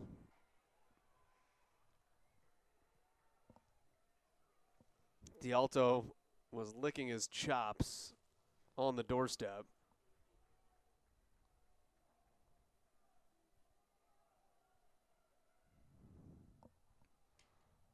Little slip of a scream there, O'Connell. Bork flashing across the front. Now here's D'Alto. D'Alto was drawing a short stick. Guy that got the turnover. Clear. Broken up. D'Alto's still in there. Yates jumps in. And a whistle is called on Perfetto. Colgate can exhale. It's a bad place to turn the ball over. Full field clear is thrown away. Okay. I'm not sure how smart that one was from Colgate. You had a chance to basically run out the rest of the quarter and guarantee we're up 1 and maybe be up 2 going to the 4th, and instead you give BU the last possession here. And I get it, like you've played that way the whole game, and you always play that way, but I do think there are spots where it might be the right decision to just settle things down a little bit. Let's see what BU gets out of this, though, because when they have settled things down, it's been a harder find. It's a good point. They're 0 for 3 on the EMO. Staring over to the far side, waiting for the play. Here comes Corcoran, ready to roll with 19 seconds. Left hand, Cates. D'Alto rips. That's off the leg of Lacombe. Still loose out in front and flipped over the shoulder. Kelly's got a hat trick and a tie. You said let's see what BU gets out of it. They got the tying goal. And that was just a who wants it more moment. A massive battle for this ground ball after a great save on D'Alto. Watch, this is just on the ground. Who wants it? Kelly wants it. And he is maybe an inch and a half outside the crease, and he knew exactly where he was. Never moved his feet, just picked it up and scored. I mean, he threw the salt over his shoulder like he just spilled it at the table. 7 seconds left to go in the third. I wouldn't put anything by Colgate. You got an opportunity here if Druin can corral it, but time expires, and we go to the fourth quarter deadlocked at a wild 14. Somebody's advancing to the Patriot League semifinals. I have no idea who. Set for the fourth quarter here in Boston. It has been wild. 14-all between the Terriers and Colgate Raiders, number 4 and 5 matchup in the Patriot League. It's a tight one, not as wild in Annapolis. But again, Loyola was a game away from being the 1 seed. Instead, it's the 6 seed, having to play at Navy and trailing by 2 against the Midshipmen. 9-7, 5:20 left. 10-7 now. They're not having the fun we're having here. No, tip of the cap to our graphics department, though, for updating that thing. That was pretty good. Yeah. But, again, just so everyone remembers, if Navy wins that game, the winner of this gets Army. Although neither one is really worried about it. Nice save sliding down by Barnes. Rebound picked up. Barnes again. Army has 2 losses this year. These 2 teams. So, I don't know. Do you want to see them again? Because Army's going to be angry about it, but do you want to see them again because you know you can beat them? Well, what's interesting is that not only did both these teams beat Army, they also both lost to Lehigh, which is the other option. But if you're being honest about it, I mean, you can't realistically say you'd rather play Army than Lehigh. It was a 1-goal loss for BU, a 2-goal loss for Colgate to Lehigh. Loose ball behind the cage. Picked up by Kelly. He scored the equalizer at the end of the third. That's a push in the back that's going to draw multiple flags It has been wild. 14 all between the Terriers and Colgate Raiders, number 4 and 5 matchup in the Patriot League. It's a tight one, not as wild in Annapolis. But again, Loyola was a game away from being the 1 seed. Instead, it's the 6 seed, having to play at Navy and trailing by 2 against the Midshipmen. 9-7, 5:20 left. 10-7 now. They're not having the fun we're having here. No, tip of the cap to our graphics department, though, for updating that thing. That was pretty good. Yeah. But, again, just so everyone remembers, if Navy wins that game, the winner of this gets Army. Although neither one is really worried about it. Nice save sliding down by Barnes. Rebound picked up. Barnes again. Army has 2 losses this year. These 2 teams. So, I don't know. Do you want to see them again? Because Army's going to be angry about it, but do you want to see them again because you know you can beat them? Well, what's interesting is that not only did both these teams beat Army, they also both lost to Lehigh, which is the other option. But if you're being honest about it, I mean, you can't realistically say you'd rather play Army than Lehigh. It was a 1-goal loss for BU, a 2-goal loss for Colgate to Lehigh. Loose ball behind the cage. Picked up by Kelly. He scored the equalizer at the end of the 3rd.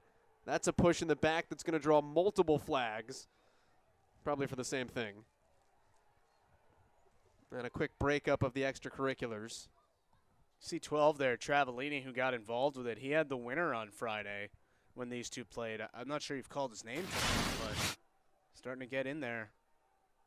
It's funny because push in the back is what the call is going to be. It's a little more than a push, but no, it was a 3 count, actually. Reigning and defending and new. 35 seconds in, we'll have an extra man opportunity. The goalie is out. So Brody Burrell comes in off the bench. Well, that doesn't happen often. You're in cold in this game. Good luck. Got to pick your spots, though, if you're BU. Oh, that hit Tialto's stick, and he dropped it. Usually when you make a goalie change, you get the opportunity to warm up because you know it's coming. Timeout taken by BU, so they'll regroup, which is going to give Burrell a chance to warm himself up a little bit, but it also gives Boston University the chance to strategize with 11 seconds on the man up. We'll step aside.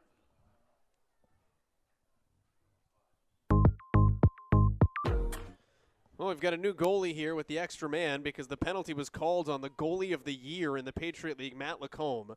So another 11 seconds at least for Brody Burrell, the freshman out of British Columbia here. He has played .831 all year. And they give up the goal. The penalty on the goalie comes back to bite you. Jimmy O'Connell scores his 4th of the season.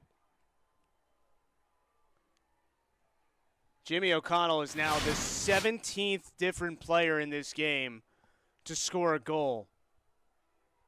And he's just able to get that around the long pole that was bearing down on him. Looked like that was Quinn Fitzsimmons who was trying to contest the shot, but O'Connell finishes, and BU's back ahead. And because of that, Lacombe has the opportunity to come back in.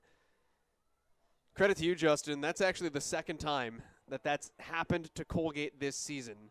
The first was with 11 minutes and 11 seconds to go in the second quarter against Albany back at the beginning of the season. Lacombe was called for a slash, and Burrell had to come in off the bench. There was an immediate shot. He made 2 stops and then gave up a goal. And then Matt Lacombe came back in. So it's the second time that Lacombe has been called for a penalty that has led to a goal. The penalty was called on the goalie of the year in the Patriot League, Matt Lacombe. So another 11 seconds at least for Brody Burrell, the freshman out of British Columbia here. He has played .831 all year. And they give up the goal. The penalty on the goalie comes back to bite you. Jimmy O'Connell scores his 4th of the season. Jimmy O'Connell is now the 17th different player in this game to score a goal. And he's just able to get that around the long pole that was bearing down on him. Looked like that was Quinn Fitzsimmons who was trying to contest the shot, but O'Connell finishes, and BU's back ahead. And because of that, Lacombe has the opportunity to come back in. Credit to you, Justin. That's actually the second time that that's happened to Colgate this season. The first was with 11 minutes and 11 seconds to go in the second quarter against Albany back at the beginning of the season. Lacombe was called for a slash, and Burrell had to come in off the bench.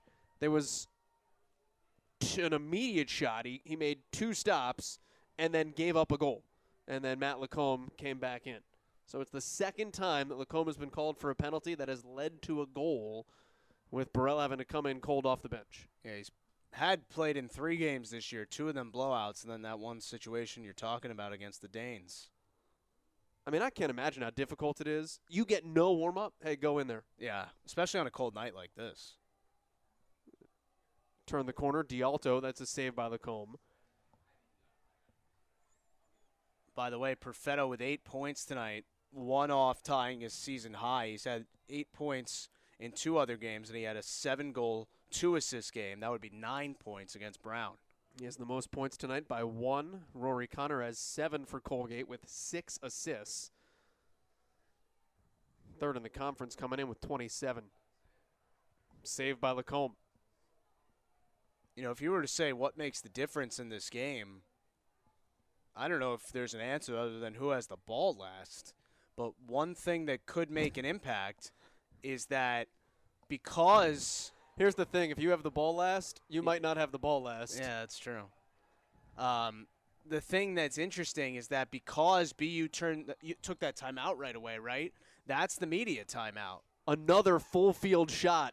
Both teams are just seeing empty cages with the way the goalies have played, and we've seen some rips today. Yeah, you're right. That timeout might come back to bite BU, or at least not having it late in the game. I just mean somebody is going to have to call a timeout for there to be a break. Low shot with a flag. Now Druin's in the crease. How'd he get there is going to be the question.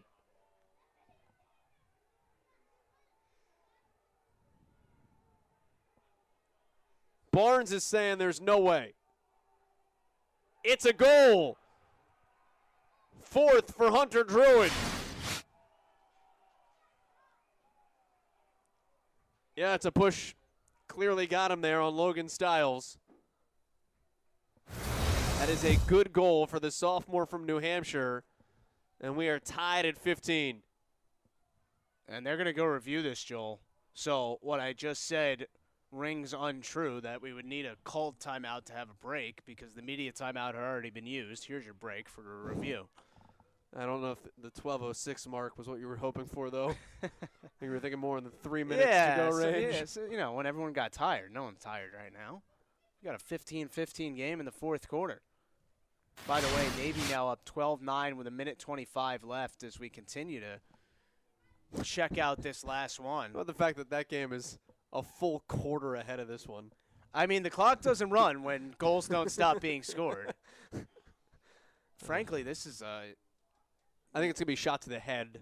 Well, if you go back to that initial push was to the head for Logan Stiles. But the thing the thing that really scares me, and fortunately it didn't happen, is that look at the way that Druin lands on Will Barnes' right leg. I mean, this is scary.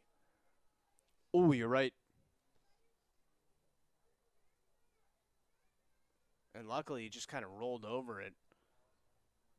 And this is a call we're about to get that obviously is going to be huge. Goal's good. But I don't believe they are going to enforce the penalty. No. That was the sign on the left.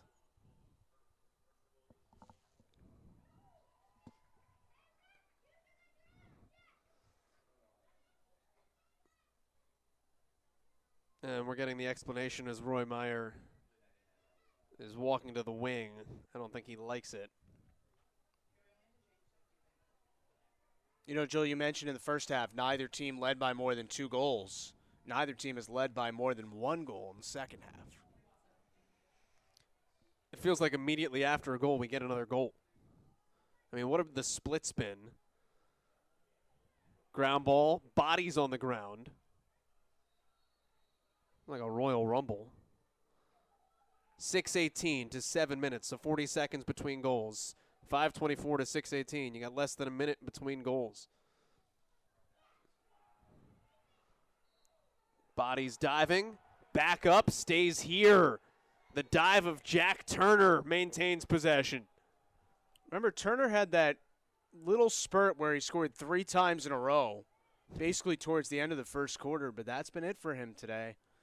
I know Colgate would like to see 17 get involved here in the fourth quarter. We said his season high in goals was 4. We thought almost assuredly he would get there and beyond. His 8th hat trick this season for the junior out of Baskin Ridge, New Jersey. Set a screen there as Druin comes around it, where he was the high school treasurer of the Baskin Ridge disc golf team. Promised his teammates we'd get that in. We did. Left hand for Connor. It's one thing to be the treasurer, but the treasurer of the disc golf team just really stands out on the college applications.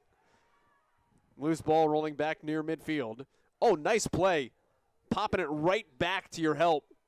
Bounce shot as the shot clock expired, sucked up by Will Barnes. Discs are expensive, man. Are you into calling it disc golf as opposed to frisbee golf? No. Frisbee is a brand. Ah, Yeah. so you're not good with frolf as the shortening of it? No. It's got to be a disc. I learned that the hard way. You can't say that to the wrong person. 15-all. BU behind. Profetto with an 8-point day. Cates. Roll dodge right. Can't get his right hand free. Here's D'Alto. Profetto has a pole back at X. Swing it down low. Back to Profetto. Down to his ankles. Shot clock at 25. Profetto. Helmet off. And a late flag flies because how can't it? A small child in front of our booth just yelled, "Oh my God."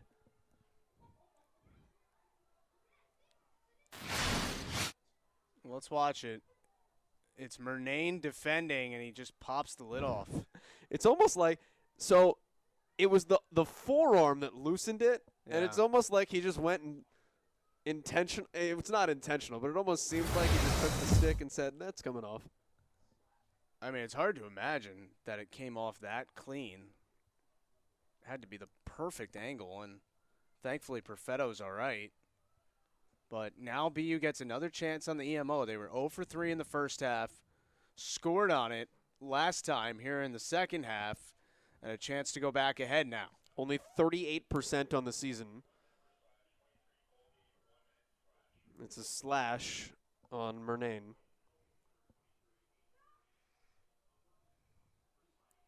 Boy, Cates almost lost his face mask.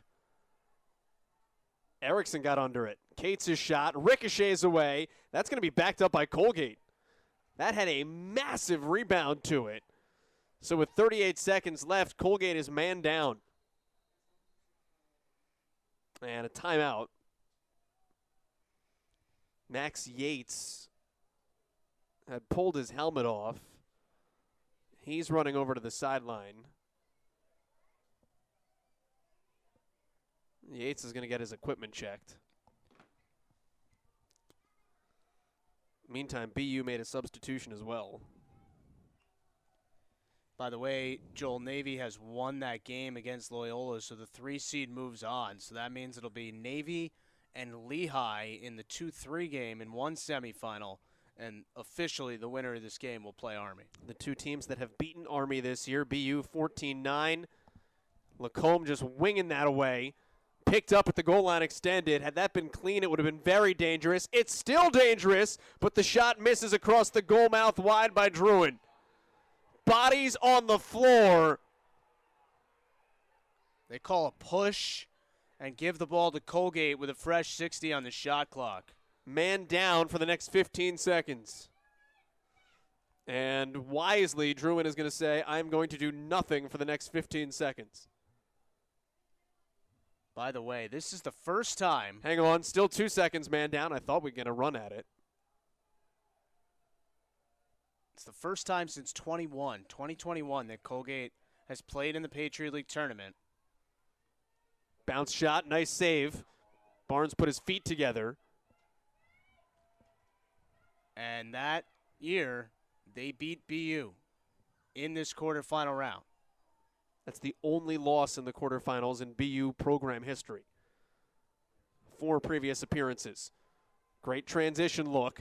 Lipton knocked down. Lipton spinning free. The ball spins free. Bunch of checks are knocking the helmet back for Corcoran.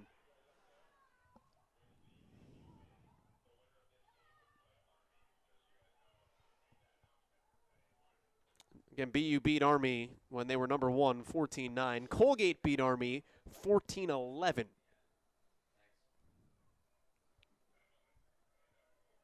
BU scored the first 4 goals on this field against Army. Never looked back. Led that game wire to wire. Trying to get free up top. Corcoran dunks it up to Niederinghaus, who scores! First goal for the grad student. Welcome to the party. 16-15.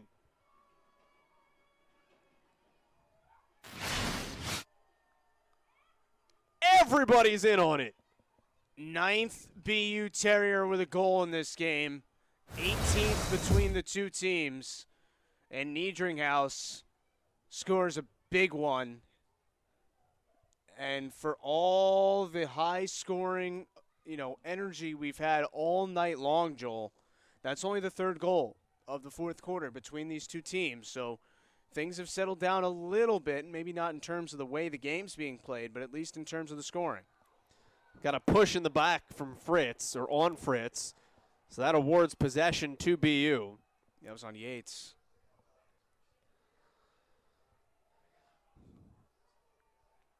Get the wings to check out here. It's still been a wild game in the 4th quarter, but it's been a much more 6-on-6 game in the 4th quarter. Oh, absolutely. And look, you are absolutely more than comprehension. Staring the end of this season in the face right here, and if you're a senior or grad student, you're staring the end of your career in the face here. And the big question with under 7 minutes left is who tenses up in these moments and who continues to play free-flowing lacrosse that we've seen all night. And BU has 15 seniors or grad students. Ryan Poley was very clear at this point in the season. They ride that leadership. They ride that experience. Ball pops off a stick. It was on the ground, then kept alive, and finally scooped up by Eldridge. Eldridge, one man clear, lowered his shoulder to get across, and missed a stick check. Eldridge then threw it away. No look. Left side, score! Jack Turner's back. Season high 4th goal. Yeah, we called for 17 to make an impact, and 17 ends up with goal number 16 for Colgate. Had the space, give Eldridge a lot of credit for this clear. Travellini, my goodness. Yeah, and then it ends up with Turner, nobody near him, and he's just able to walk into this shot, picks his spot, and beats Barnes. So what were we saying about 6-on-6? I usually don't listen to what you say, so I don't know. Timeout. And then this game had just gotten this feel of kind of being regular lacrosse. Oh, yeah. Yeah, we're playing in the half field. No, we're not. I mean, What a game.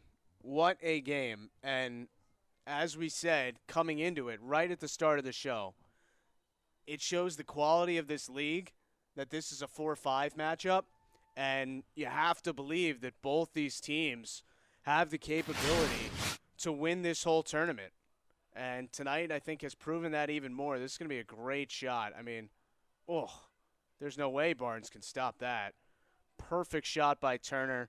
40th goal of the season for a guy who had 26 in his first 2 years of life. Timeout taken by Colgate. And he's just gotten better at everything he does in making that jump. Accurate and with heat is the way that Matt Carweck described him. That was accurate with heat.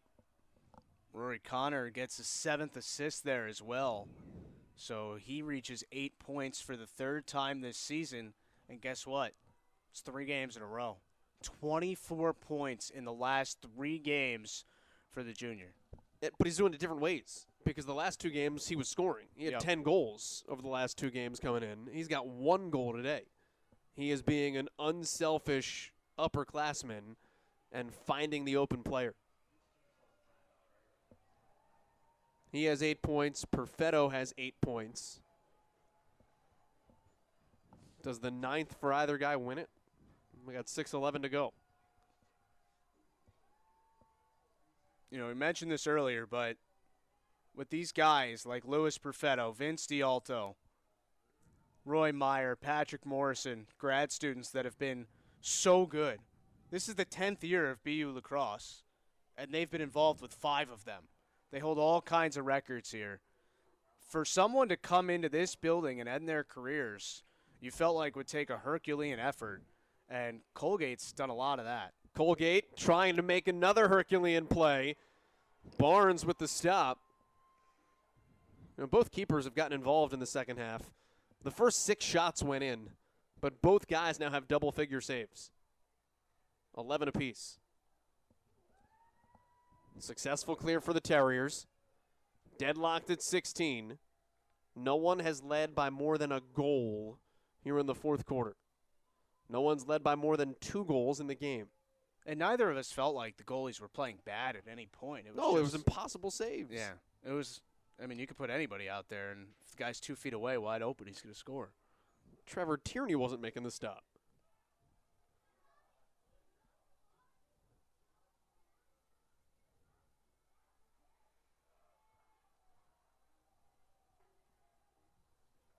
Here's D'Alto going to his right hand.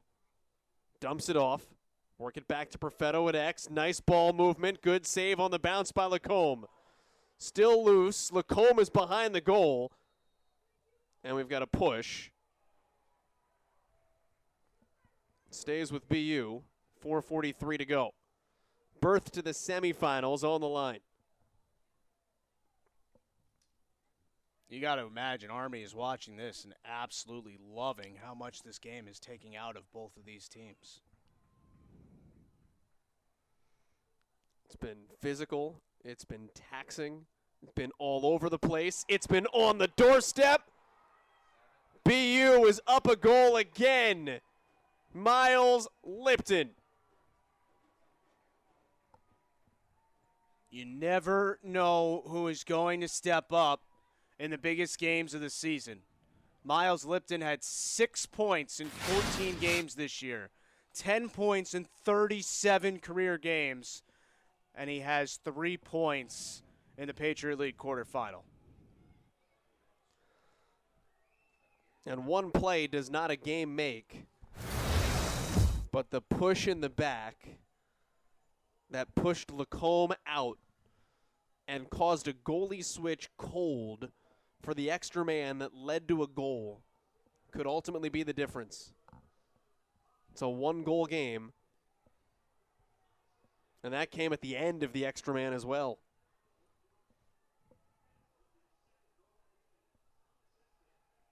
Colgate's got to successfully get it across. That's been a chore today. Clears are 18 of 25 for Colgate, 22 of 27 for BU, a game after there were a combined 21 failed clears Yeah. for these two teams. Today's actually been a lot better for both of them. It's been a worldly performance. Turner aiming for that upper right 90 again. He had just scored there. Just couldn't really get his hands extended because Kem was up in his grill there. Close defense starting today. We talk about all the experience. Kem's a sophomore. Styles is a freshman. Here's Meyer, grad student. Wrap around, score! Minikis came from behind. No one saw him. It's 17-all. Ball was in the back of the net before Will Barnes could prepare for that stanky leg. Well, it took him almost all night, but Minikis now has multiple points in a fourth consecutive game. Morrison tried to close on him and just couldn't get there in time. And boy, with 3:29 left in a 17-17 game, it really feels like a shame that one of these two teams' seasons is going to end tonight. How many times do you say that in a postseason game, too? Right? You dial up your best lacrosse at this time of the year. These games always deliver. 3:17 left to go, at least.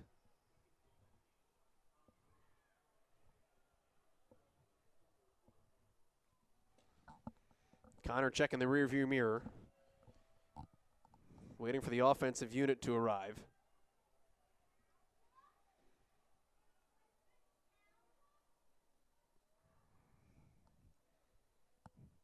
Morrison has the assignment on Druin, 77 on 5. Morrison is fantastic. First team all-conference. So too is Druin, going to his right hand and saved by Barnes. Yeah, Morrison kind of forced Druin off his line there, and Barnes was just pinned to the post, so there was nowhere to shoot. Barnes now has 12 saves. 11 for Lacombe on the other side. There's still time for this to change, but it's sure looking like this is going to be a fourth consecutive game for BU that's decided by one goal.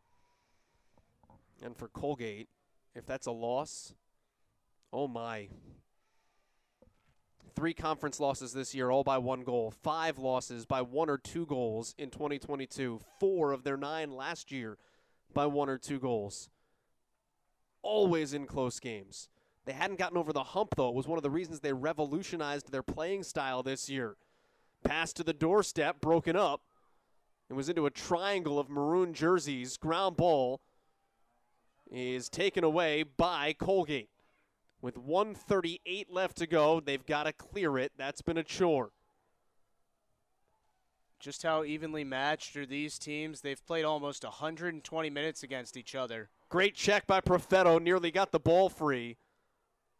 Sometimes your attackers can be your best riders. Got a whistle. Didn't get it across. And now BU can hold for the last shot of the game. And why wouldn't you? You'd be crazy not to. Tied at 17 with 1:16 to go. 120 minutes of lacrosse against each other in the last 5 games. And the score is 30-29. Timeout. BU was down 10-2. Came all the way back on Friday night. Don't panic, is what Ryan Poley told his guys. Got a lot of game left. They were missing assignments. They weren't getting to ground balls. They have gotten to ground balls tonight, 51 of them.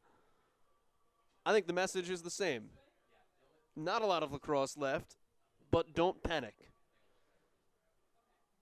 These are the backyard moments, Justin. This is what you live your whole life for. And again, these guys, specifically in this situation, Perfetto and D'Alto, have been around here for half of this program's existence. And they have had unbelievable careers. And now the question, if you're Ryan Poley, is do you have one of those two guys, probably Perfetto, because he's a better passer, right? He has more assists. Do you just put the ball on his stick and say, you're my best player, you have been for 5 years, go make a play for me? Or do you draw something up to try and trick somebody? I mean, again, you've had 9 different players contribute a goal in this game. Could you design something for an O'Connell, for a Bork, for a Niedringhaus to win this game for you? Remember, in the game on Friday, the game-winning goal came from Zach Travellini, who scored 9 goals all season. Now, Perfetto set it up, but it wasn't Perfetto or D'Alto scoring that winning goal. But without getting into the intricacies of how it happened, it was that guy making the right decision, right? So it's putting the ball in his stick and saying, I don't care who you send it to. Yeah. I trust you to send it to the right guy. Perfetto has 8 points today, 4 goals and 4 assists. D'Alto has 3 goals. Kelly has 3 goals, although 2 of them came in unsettled situations. And Nickerson's coming to life with 1:12 to play. Shot clock a non-factor. A trip to the semifinals on the line. This is Lipton.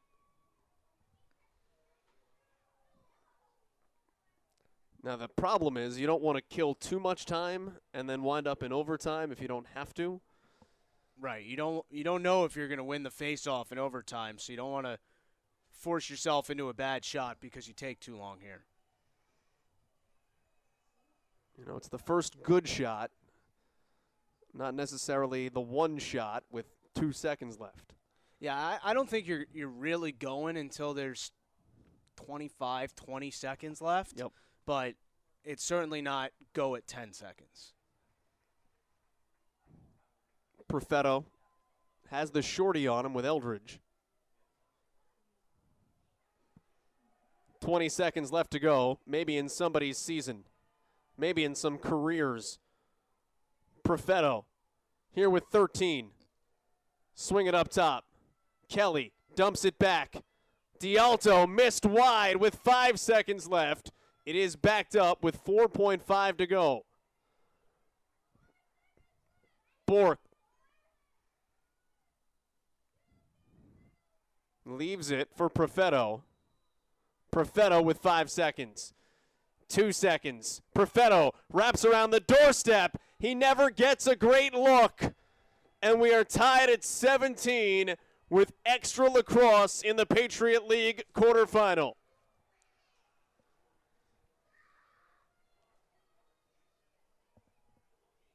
Exhale. Overtime. It's coming on up in Boston.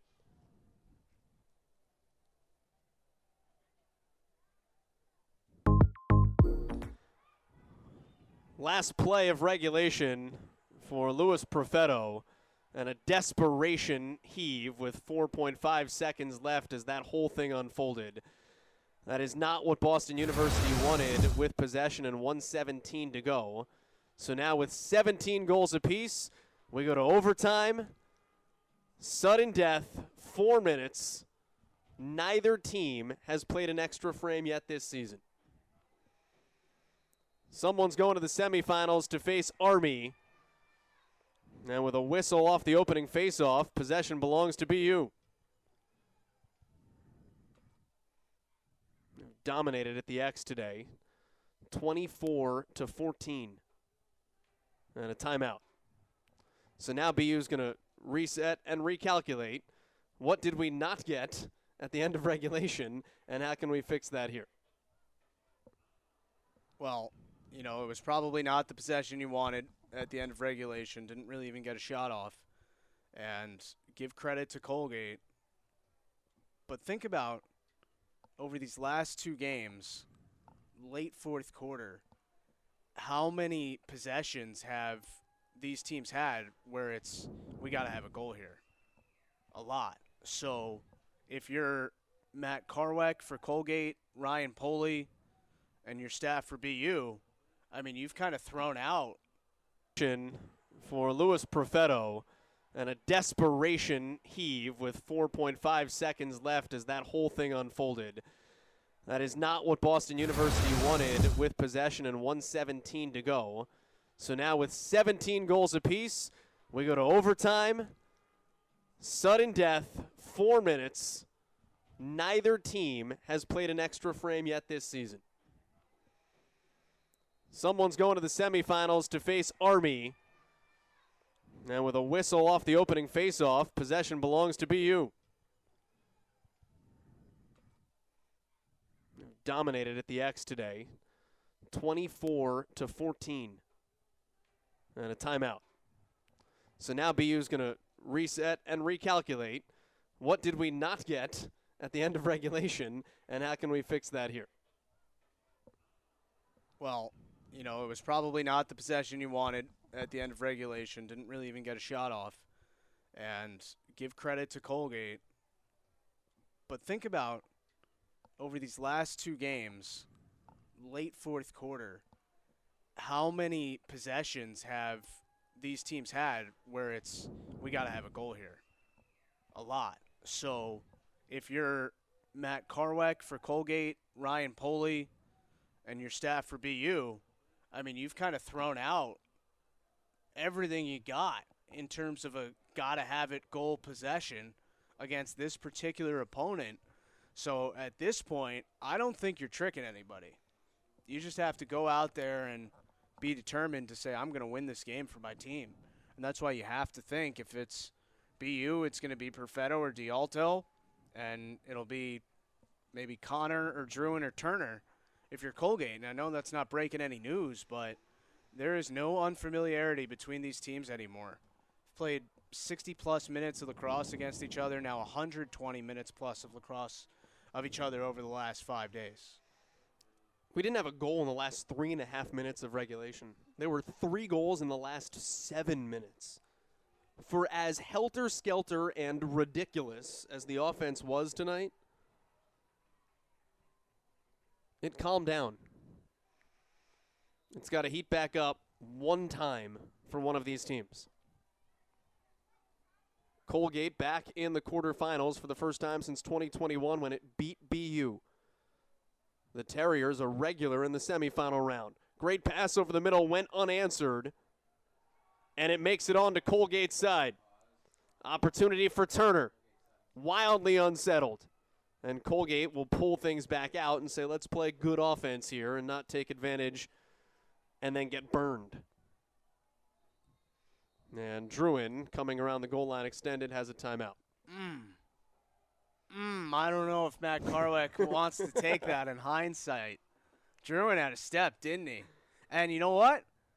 The way this whole game has gone, Joel, do we think it's better to try and score by calling a timeout, slowing everything down, and starting and drawing something up to execute? Because frankly, right, we just saw BU with 2 consecutive possessions needing 1 goal to win the game, and they took timeouts both times and didn't get a shot away.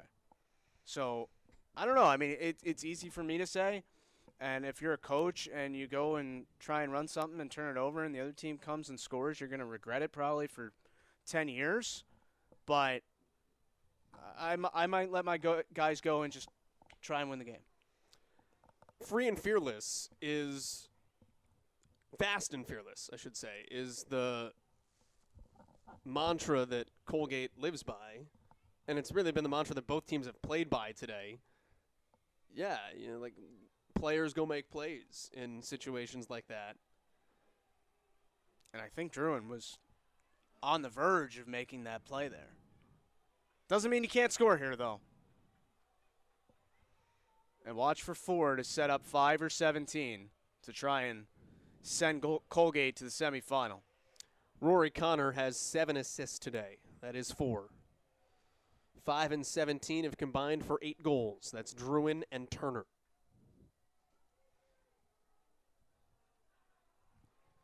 Minikis is going to be the guy that starts with the ball.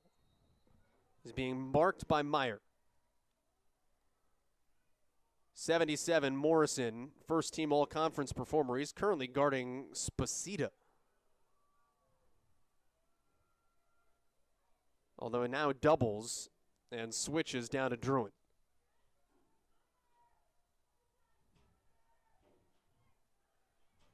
Sposita flops it back up top to Turner. Trying to his right. Shovels. Intercepted. Brilliant transition. BU, great opportunity uncentered. D'Alto misses just wide. That would have put him in sole possession of the Patriot League scoring record, and it would have sent BU to the semis. These teams are subbing. We got 3-on-3 here for a minute, but BU's going to let things settle down. Turner, just a little bit of a lackadaisical kind of shovel pass that was picked off. And Kem was running free. D'Alto's eyes had to have been wide as saucers. Another opportunity with 2:15 to go in overtime. D'Alto, left hand, spins back right. Profetto is calling for it back at X.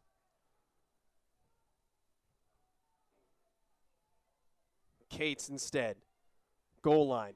Winds up with Profetto. Profetto scoops low and misses high and wide. Such a great catch and move, but just couldn't quite put it on net. You know, two guys working in such close proximity. I mean, D'Alto and Profetto could have held hands on that possession. D'Alto basically runs off a double screen.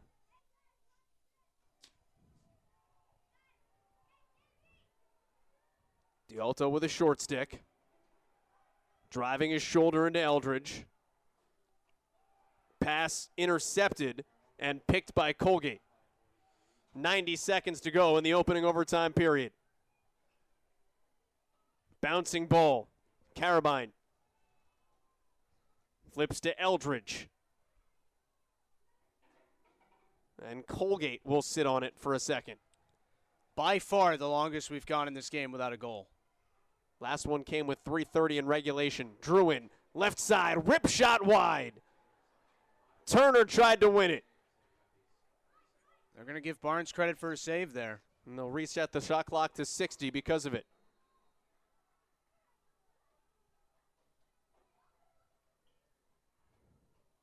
Here's Minikis.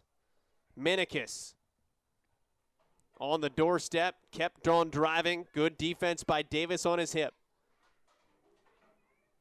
Minikis now with his left. Flips it down to Druin. Plenty of time. Still 40 seconds to play with.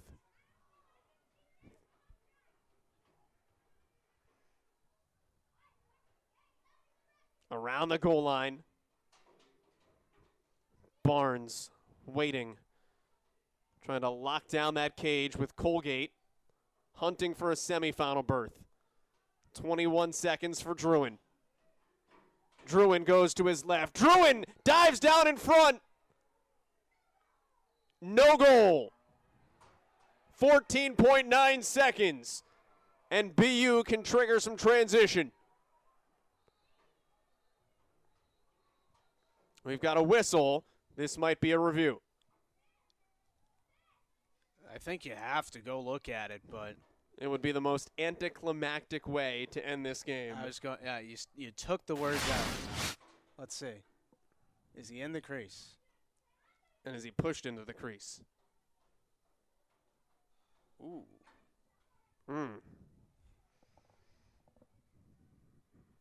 Looks to me like he's on the line, but it's hard to tell.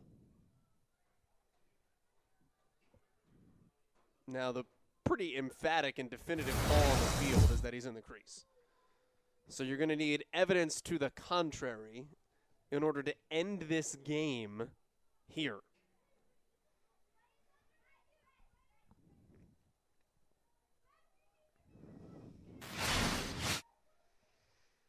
What would be Druin's 5th goal. Here's another look at it. You can't see the line here, but that's a great score, 5-hole.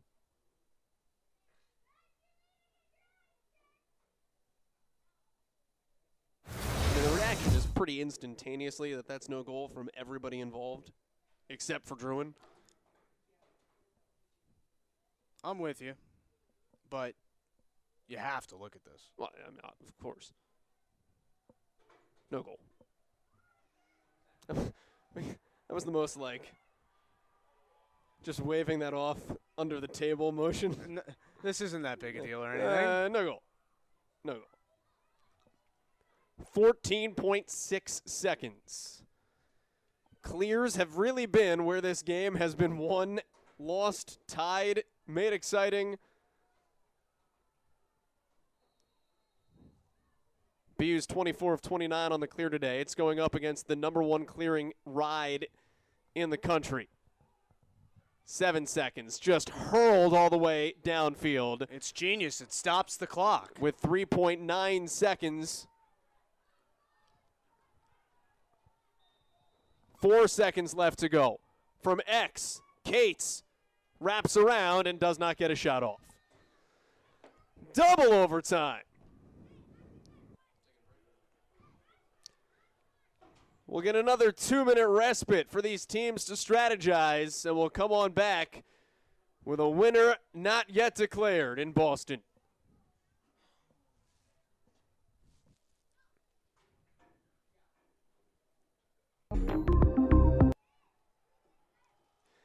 End of the end of the first overtime. BU has had opportunities at the end of both periods, regulation and overtime, with 4 seconds left, and has basically had the same look both times. But reset here as we go to a second overtime period with a trip to the semifinals on the line. You know, if you had told me somewhere around midway through this game, Joel, that it would go to overtime, I'd believe you. I'd say, yeah, sure. If you had told me it would go 2 overtimes, I would say no way, because that would mean both teams went 5 minutes without scoring. But the offenses, the last 3 or so minutes of regulation, and then all of overtime got really bogged down. There was one good look in that overtime, and it was Turner for Colgate, and Barnes just got a piece. By far the biggest scoring drought of the game, 7 minutes and 29 seconds. We went a period where there wasn't 3 minutes without a goal in the first half, and then for the end of the first overtime, BU has had opportunities at the end of both periods, regulation and overtime, with 4 seconds left, and has basically had the same look both times. But reset here as we go to a second overtime period with a trip to the semifinals on the line. You know, if you had told me somewhere around midway through this game, Joel, that it would go to overtime, I'd believe you. I'd say, yeah, sure. If you had told me it would go 2 overtimes, I would say no way, because that would mean both teams went 5 minutes without scoring. But the offenses, the last 3 or so minutes of regulation, and then all of overtime got really bogged down. There was one good look in that overtime, and it was Turner for Colgate, and Barnes just got a piece. By far the biggest scoring drought of the game, 7 minutes and 29 seconds. We went a period where there wasn't 3 minutes without a goal in the first half, and then for the most part, it was every minute. That's a ripped shot that misses well wide and is backed up by BU the full length of the field. And, Justin, that's how we got goals in the first half. Timeout. I'll tell you what, I mean, look, nobody's going to change the way they play, and you shouldn't. No, but that's how it's been working all night. Right. But I'm just saying, like, go to that. Do that. Yes. if I am Colgate, I know that's how you play, right? And that's why you have the #1 ride in the country. I would have a really hard time getting on that bus to go back to Hamilton, losing 18-17 on a goal from there. I thought you meant from BU's standpoint. No. Yeah. Like ripping those shots. Yeah. Both teams have been doing that all day. I'm with you. And that's why I'm saying, like, Yeah, I know that's how you play, but if we're pulling our goalie out to, do the full 11-man ride and we lose that way on a full field goal, I'd have a tough time with that. Yeah. I don't know how it would be a long 7 months until you played again. 8 months.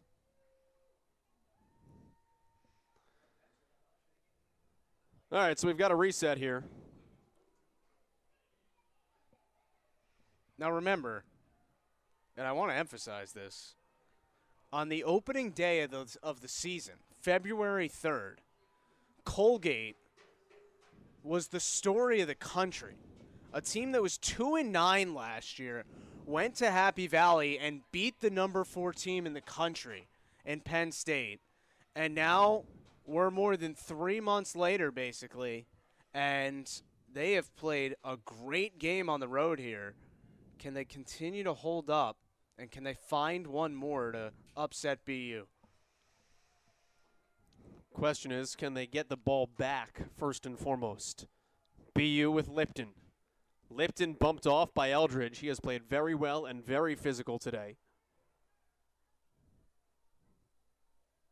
D'Alto swings it for Cates.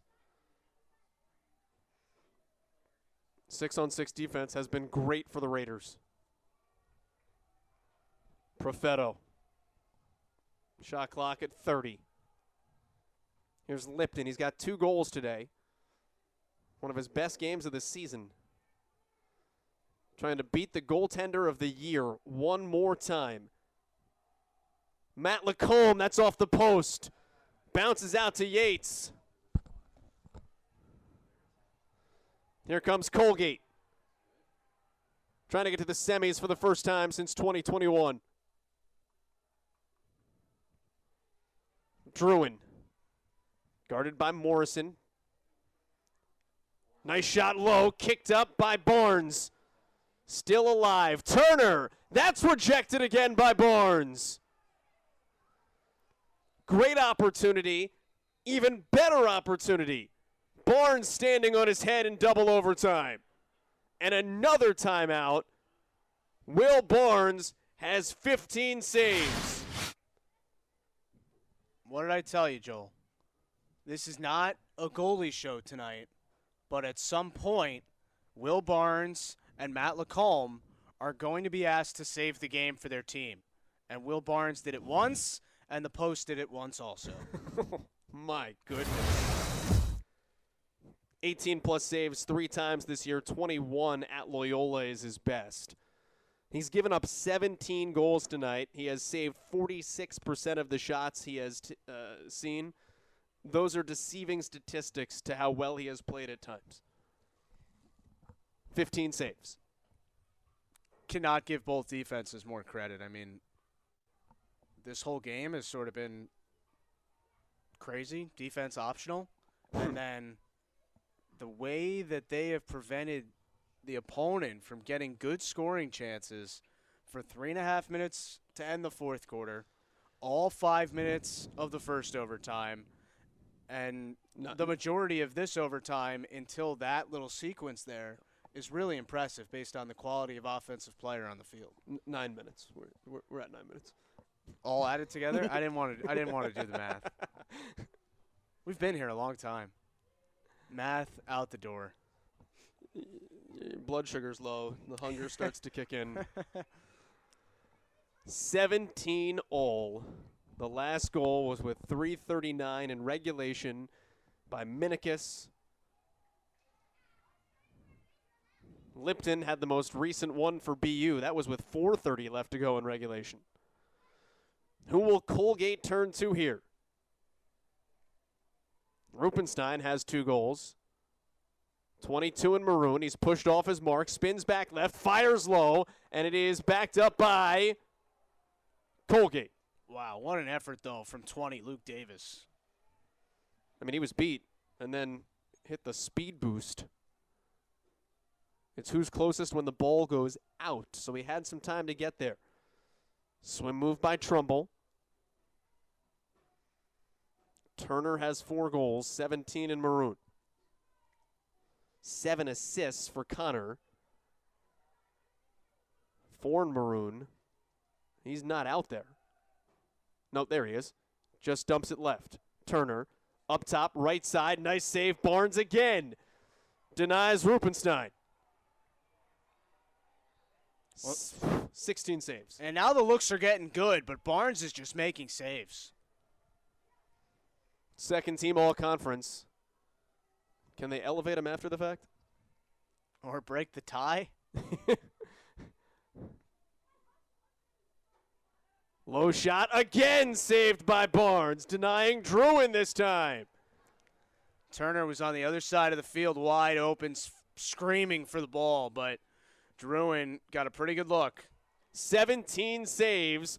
The clear is the issue. Colgate picked back up. Connor. He's got a shorty on him. He's got an offensive player on him, Bork.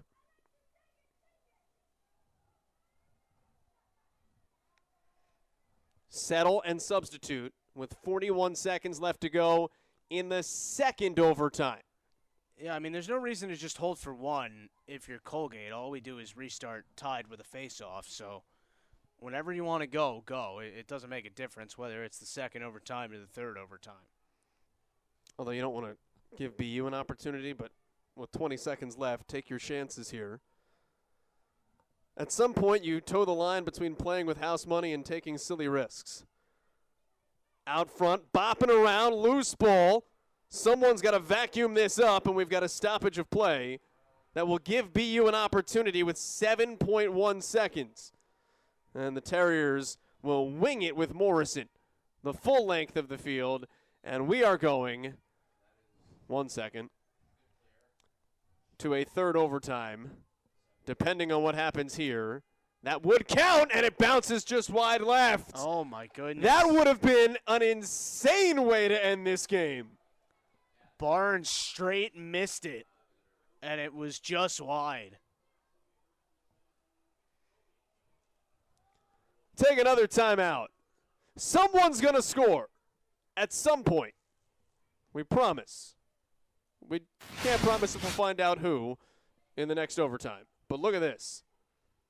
Lacombe.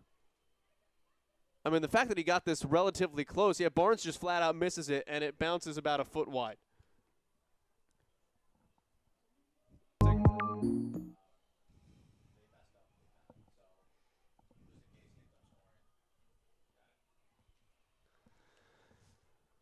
$17-all. Third overtime.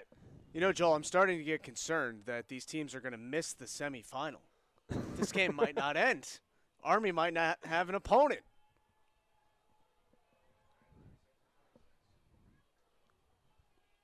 This is turning into one of the longest games in college lacrosse this season.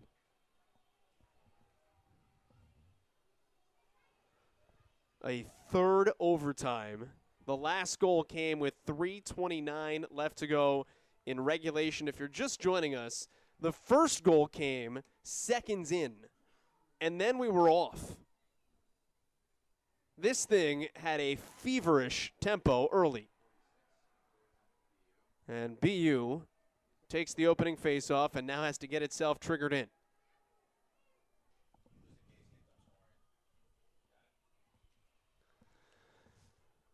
$17-all. Third overtime. You know, Joel, I'm starting to get concerned that these teams are going to miss the semifinal. This game might not end. Army might not have an opponent.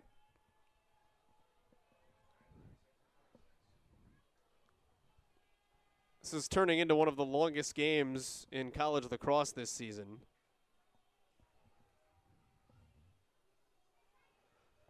A third overtime. The last goal came with 3:29 left to go in regulation. If you're just joining us, the first goal came seconds in, and then we were off. This thing had a feverish tempo early. And BU takes the opening faceoff and now has to get itself triggered in. This is only the second game all year, Joel, that's gone to 3 overtimes. The other? Mercer and Queens. I knew you would know it. 10-9, shot wide, backed up by BU. There were 8 other double overtime games. One of them, multiple Central New York teams involved, Cornell and Syracuse. This is the first for Colgate. And the longest game in the Patriot League. The only other, well, there was an overtime game, Navy and Johns Hopkins. No doubles, no triples. BU with D'Alto. Now here's Kelly. He's got a hat trick. Not going to get his fourth there. Perfetto. He's been such a distributor. 4 assists today. 8 points. Goes behind. Here's Cates. Looking low. Shots ripped high. Missed Travellini. The man that won the game Friday when these teams met in Hamilton. It was a 1-goal game that BU came back from down 8. Wraparound shot? No. I mean, we're getting some dicey opportunities now as Colgate's clear falters. BU with another opportunity. 2:33 to go.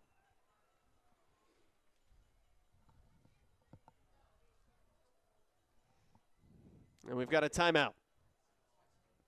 Well, this is certainly a game that nobody is ever going to forget that is here or is watching it.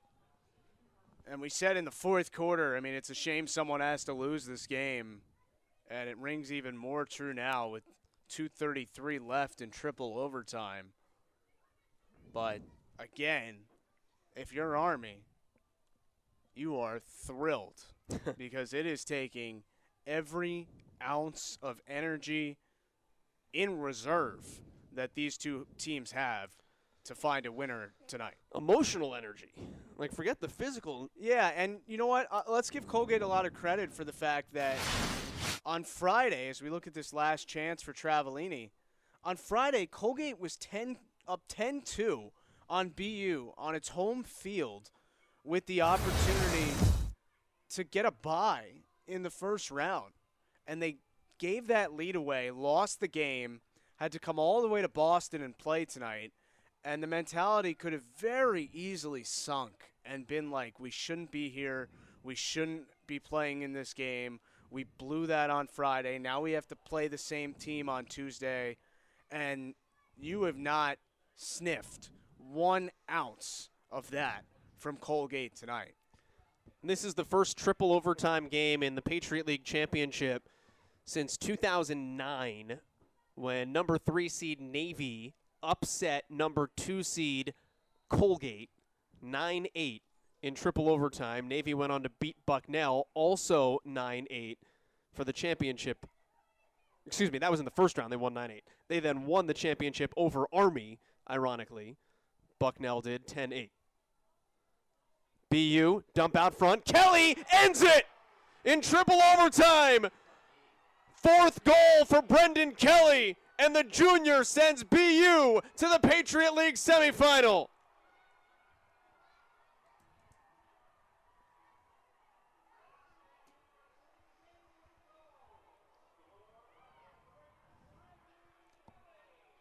The second triple overtime game in Patriot League Championship history. And Boston University ends it with Brendan Kelly scoring his 4th goal.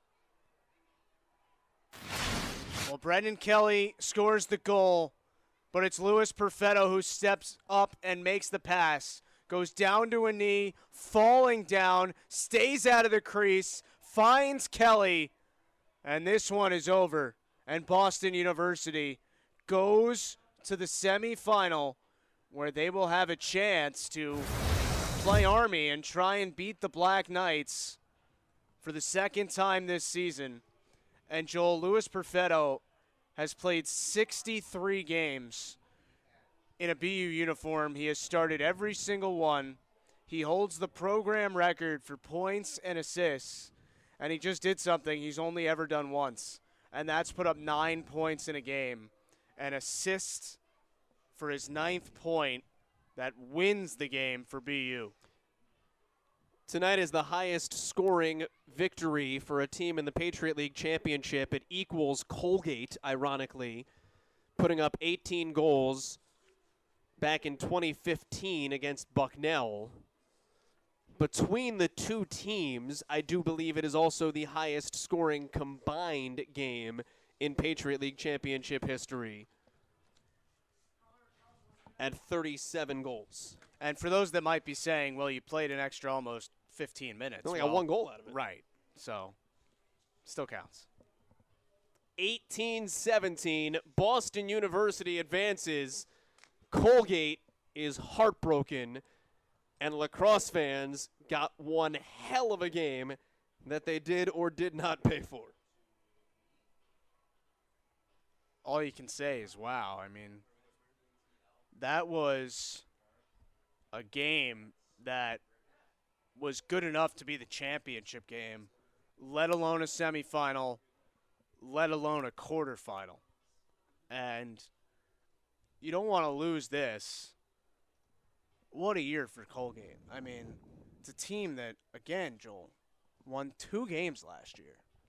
And they finished this season getting back to the Patriot League tournament. 2 road wins against top 10 teams. And they gave every ounce of what they have on this field tonight. And unfortunately, their season's going to come to an end. If there was an NIT in men's lacrosse, they'd certainly be in it. Just too many good teams in the country this year. And the fact, again, that this was the 4-5 game is hard to believe. Well, that's going to be a highlight that is going to play on BU Reels forever, and a picture that they're going to hang on the wall at T. Anthony's for sure. If not, I'm going to print it out and pin it there myself. Well, the only thing that they'd want more than that photo on the wall there is a photo of them beating Army and then whoever else it would take to win this Patriot League tournament. But at least for tonight, as you see the 2 goalies embrace, at least for tonight, BU should celebrate an unbelievable triple overtime win. 16 saves for Will Barnes in the victory.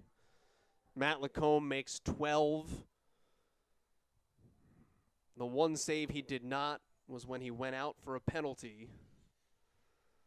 And Colgate gave up a goal while the goaltender of the year was sidelined for a 30-second extra man. Now, one play does not a game make, but you go back and you pick those little things out. Outstanding performances, though, for both keepers after the first 6 shots of the game went in. Yeah, and it's hard to say whether or not Lacombe would have stopped the shot on that EMO there, Sure. But one thing that's inarguable is Colgate would have rather had him in the net than anybody else. We'll hear from Ryan Poley coming up in just a second. Maria Travelpiece is down corralling the victorious head coach. I don't know if he's doused in liquids of a various nature at this point.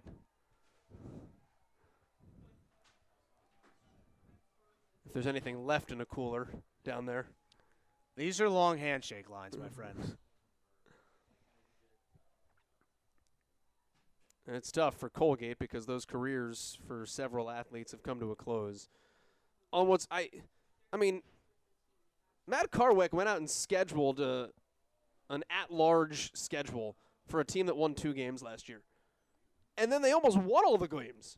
They lost by 1 to Duke. They beat Penn State. They put themselves in a position as a 2-win team a year ago to be considered to go to the NCAA tournament. And as much as, Colgate's got some guys that are graduating and will never put that uniform on again, it's a pretty young team. Got a lot of young players that will be back next season, and there's every reason to believe that Colgate is going to be even better next year than it was this year. BU picks up its 9th win of the season. It is set for a date with Army.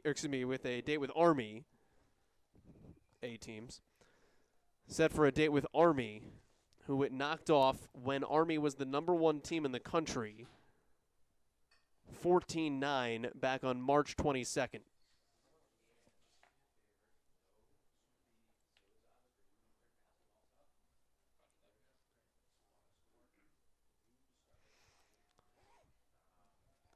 For Ryan Poley, one of the most nerve-wracking wins, I have to imagine, of his career.